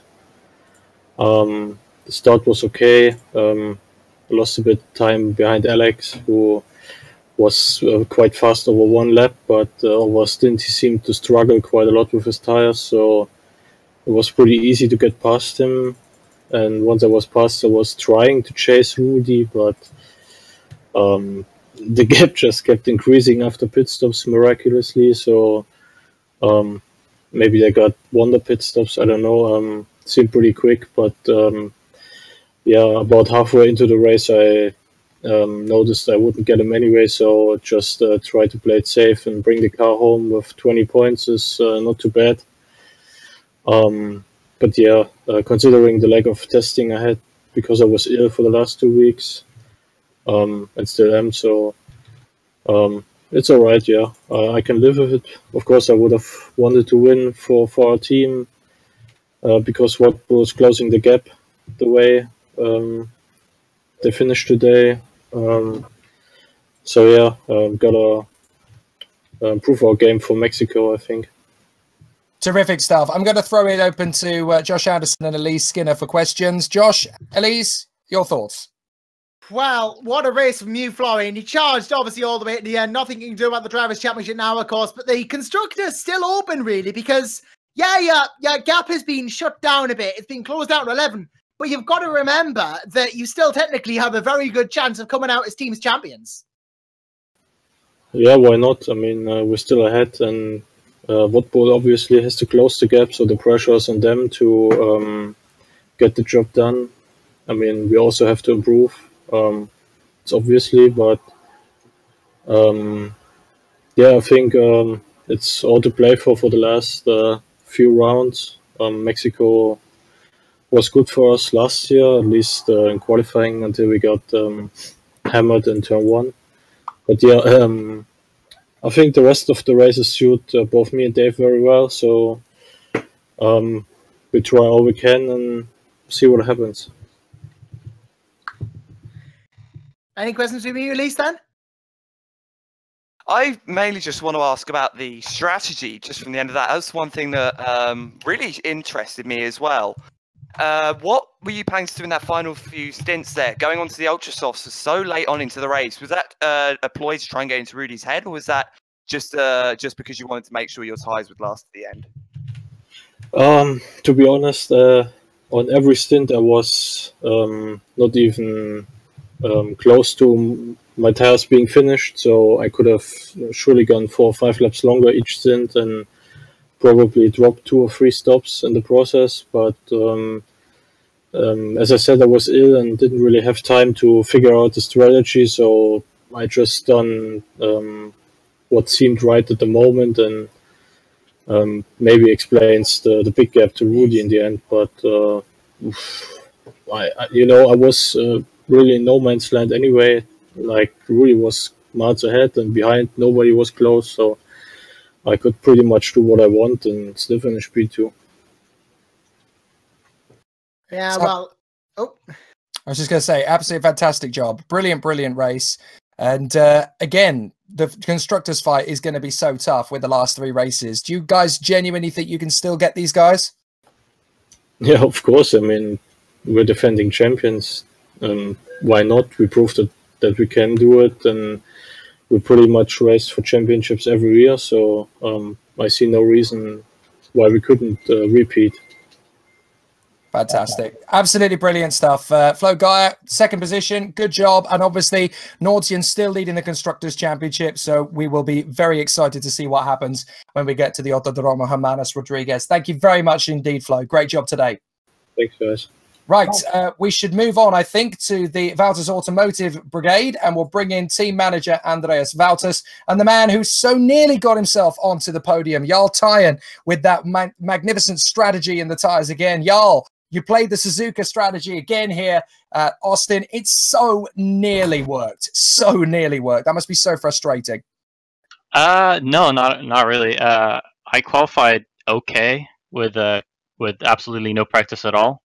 And I made a mistake on the start, and I fell down to like 11th or something, and I was stuck 11th for a while. But since I was stuck in traffic, I just thought, let's go with the Suzuka strategy, where I just tried to save as much tires as possible, seeing as my pace is kind of slow. So I kind of combined those two together, and yeah, I just kept pitting later and later than everyone else, and I ended up 2 pit stops less than the guys up front. So I mean, I sure was close to the podium, but I'm not too disappointed. 4th is far better than I expected. Fair enough. Let's talk again to our 2 chaps in there as well. I'm sure that Josh and Elise will want to get a word in there with Jarl and with team boss Andreas Valtis, of course. Yeah, of course. Obviously, Warters Brigade come along here. Andreas, obviously, welcome to you too. Jarl, welcome to you too, as well everybody else. Thanks. And well, Jarl, just tyre management. You were on point that race.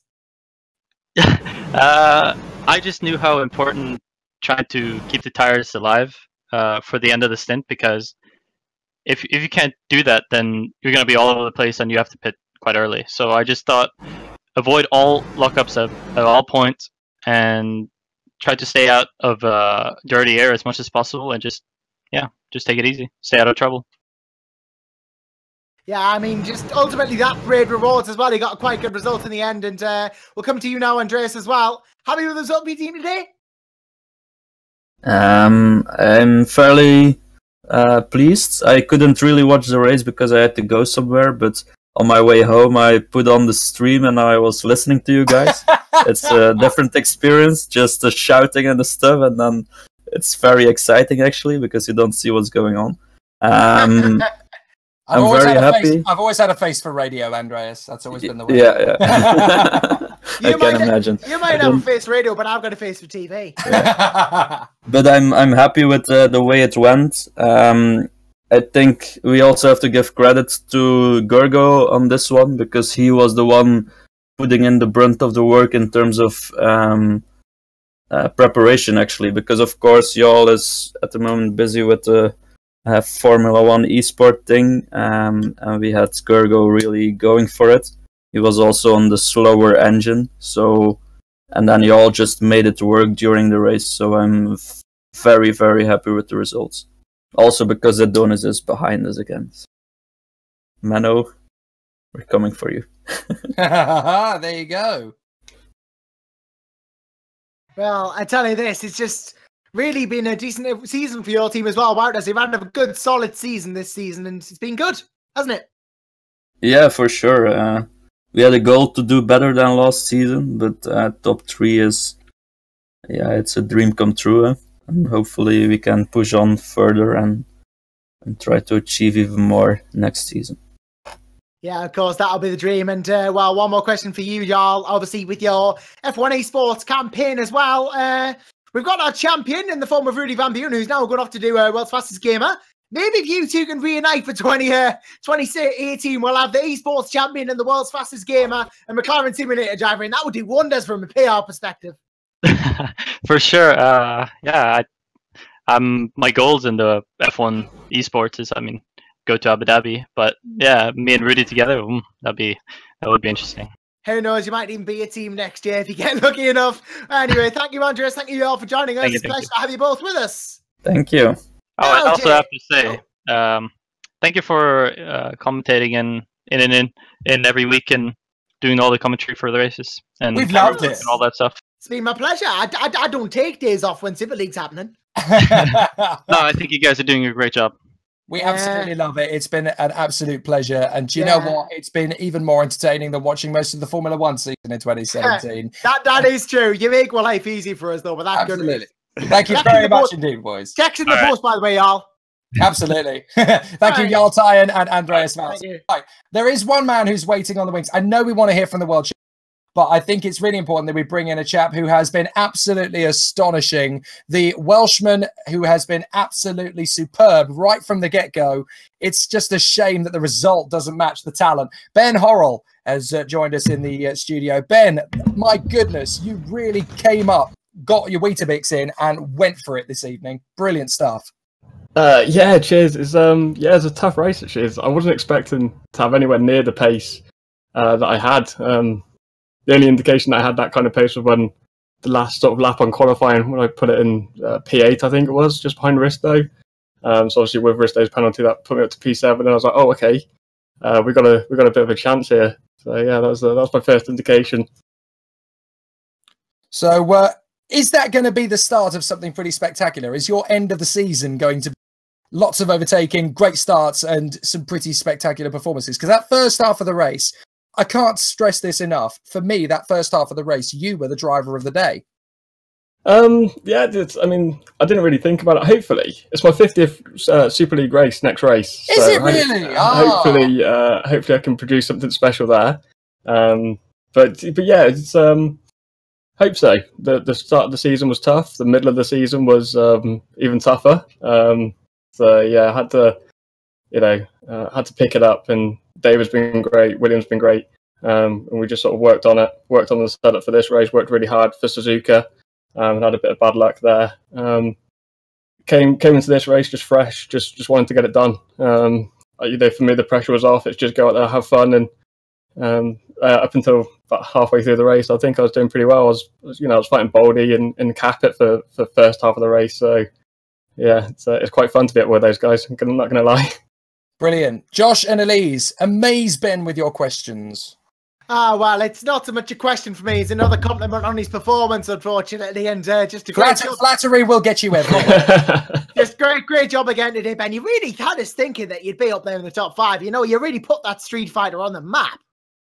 Yeah, I mean, the car's quick. There's no question about it. The car is quick. The car is there to get podiums. It's us that's let it down, unfortunately, on a couple of occasions. Mexico, we got a couple of upgrades. We got brand new engines. Look out for us. We're going to be quick in Mexico, that's for sure.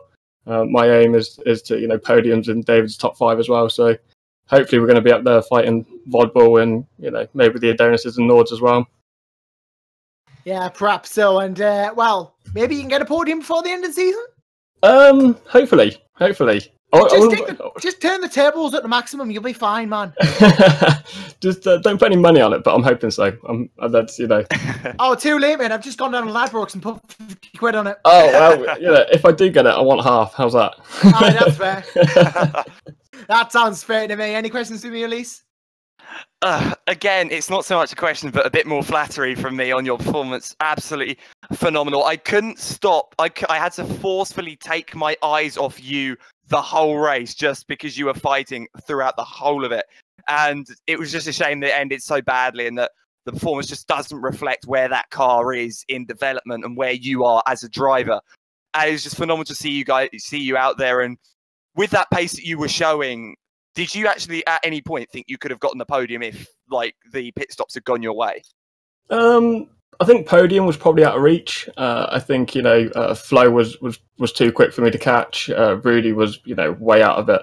But I think sort of 4th, 5th. I think we probably could have got there if everything went well. I had a little coming together in Sector 1 as well with Michael. We're having great battles. We're side by side through all of Sector 1. I'm not sure if you caught that, but that was both scary and exhilarating. We'd both sort of dropped down, had our issues, and we just decided, we're going to have some fun. So that was great. But I don't think a podium was on for today. Maybe 4th or 5th at best. But I don't think we're quite quick enough for the podium today. Yeah, watch him win the last race of the season. Never doubt yourself, man. This is the thing. If you doubt yourself, you'll never do anything. Well, maybe somebody's looking. I don't. As it stands, I don't think I'll be Street Fighter next season. So maybe I've got to impress a couple of people, and maybe you see me on the grid for next year. Oh, you can just join our Super League effort. Well, maybe a return to Cosmo could be on the cards. Boy. Anyway, thank you very much for joining us, Ben. Pleasure to have you as ever. Cheers, guys. Thank you for having me. Right. Speaking of boys, shall we get some really championship-winning boys in the lobby? Because it's time once more to welcome Team Vodbull to the lobby. We have Mike Pittman, Risto Capit, and Rudy Legend Van Buren in with us here. And we're going to start with the reigning champion.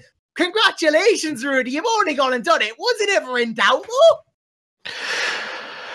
Well, in doubt is a big word, but it's first got to be done before it's done. But luckily, we could wrap it up in style tonight. Yeah, that was absolutely phenomenal. I mean, it's been a long time since you've won by such a big distance at a canter like that. I mean, the only thing I can recall that you even put a foot wrong with in the entirety of the race was your entry to the pit at the last pit stop. That was a bit of a scary moment, and that was just about the only thing that could have gone wrong in the whole race.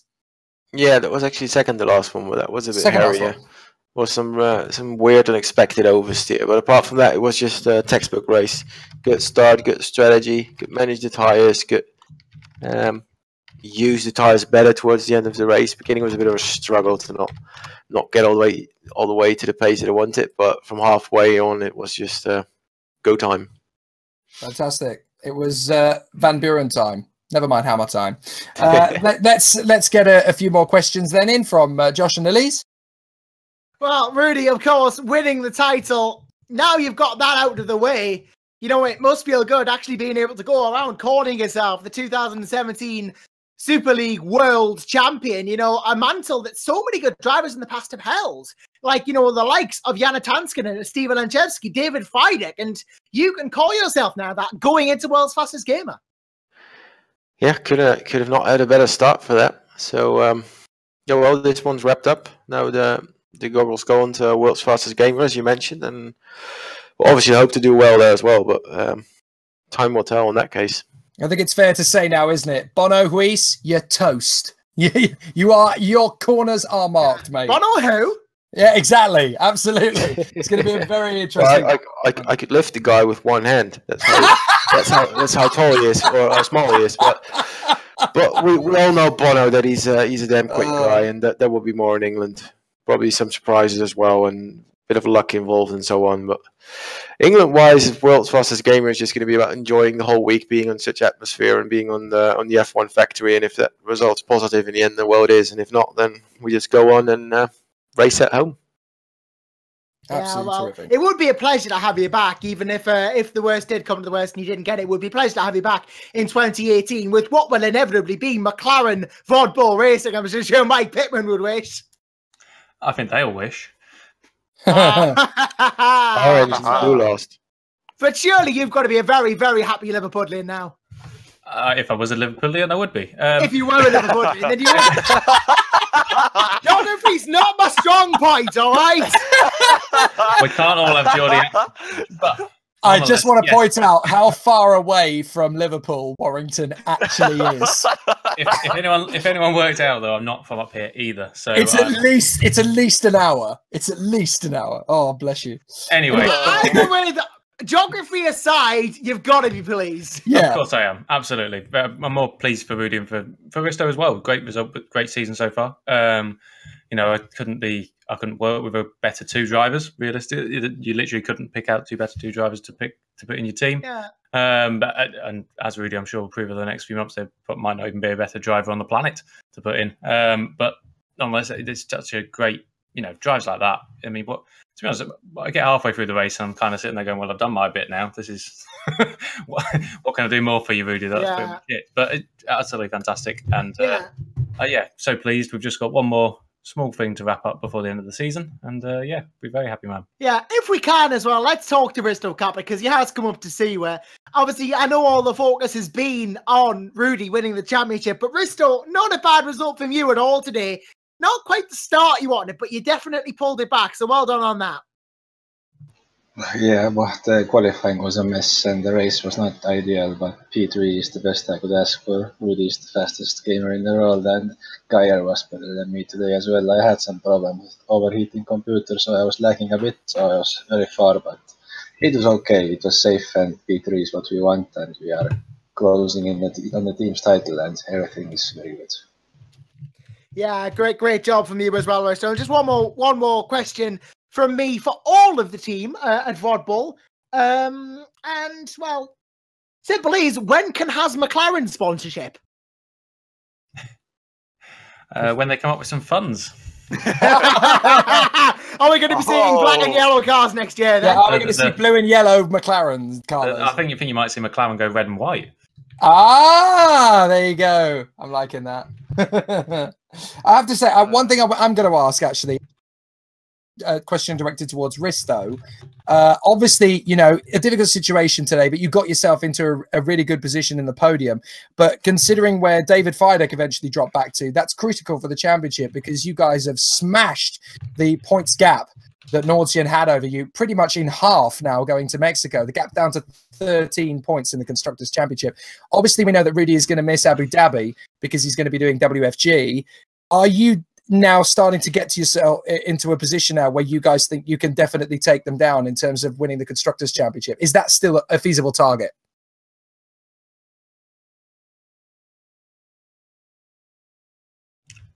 Oh, has Risto disappeared? I think it's so feasible he doesn't even need to say anything. Okay. I'll answer for him. Yes. I shall ask Mike. Yes. Yeah, I think that's 2 races now where we've gained a huge chunk of points. And there's a few factors that play into this. We've had back of the grids, we've had engine issues and things with certain, we saw today David had to take an engine penalty. He won't be the last one to have to do that. So that will play into factors as well. But I really think we can do this if these 2 guys have got the and whoever, if we need a stand-in, whoever takes that seat as well, it will also be more than capable of getting some points. But it's not easy. The Norwegian guys, Flo and David, both more than capable of making it very difficult for us all the way down to the wire. Yeah, well, life wouldn't be fun if it wasn't difficult, would it? No, indeed. Nothing. If it's not difficult, it's not worth doing, is it? Well, yeah, that's arguable. Well, it's certainly going to be interesting next time out in Mexico. Are we correct in thinking that as things currently stand, we're looking at a potential comeback at Abu Dhabi for reserve man Tom Parker? Is that a fair assessment? Very much on Rudy's back, really. If he chooses to go to McLaren, which I'm pretty sure he will, then yes, I have a sweet seat spare. And Tom's been sat there patiently waiting and wanting to drive, and been to be honest on pace with our guys, and nearly stepped in a couple of times, but luckily for him, he probably hasn't had to yet, so he'll tell you himself. But yeah, he deserves a chance in the car, and I'm sure if we need him, he can bring the title home with us. Yeah, do you think you might go for that McLaren thing, Rudy? Do you think it's possible you might go for the McLaren thing? There's a chance you might, isn't there? It's well, possible. There's a 50% chance. It's either yes or no. Really? Really? Excellent. Now he's what I said. Going into that.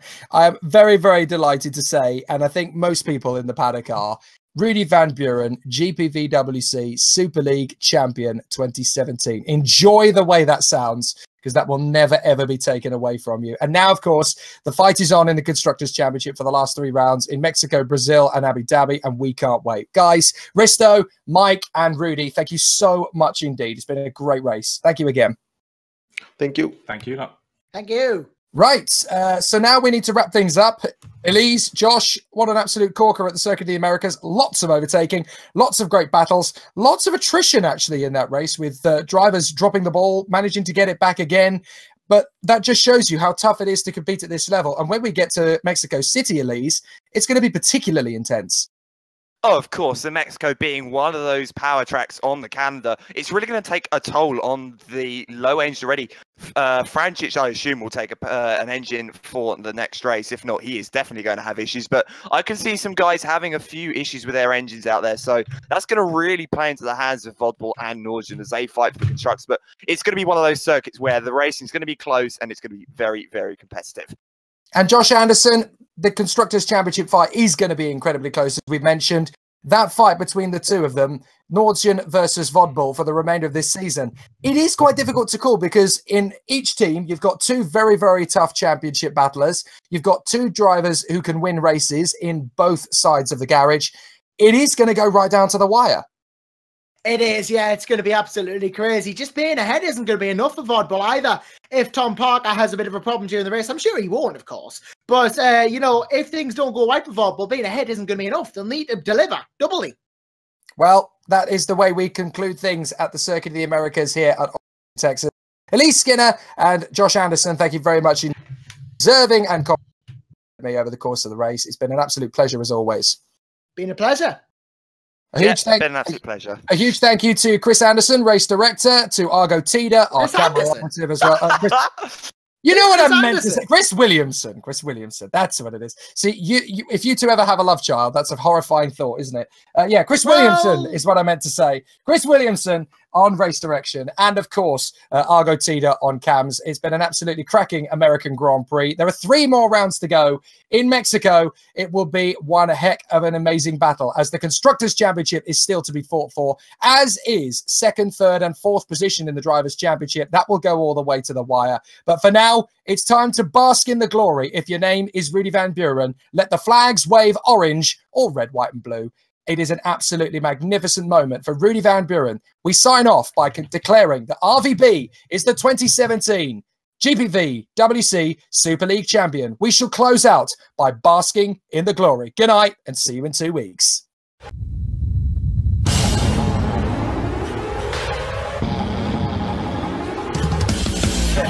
Check. Yeah. Simple, honey, I'm a fine boy, no pimples. Ooh, yeah, my eyes covered in tinsel. I gon' pop and I won't stop. I think I should remind them I'm about to clean up like a Dyson. Them high rises can block your horizon.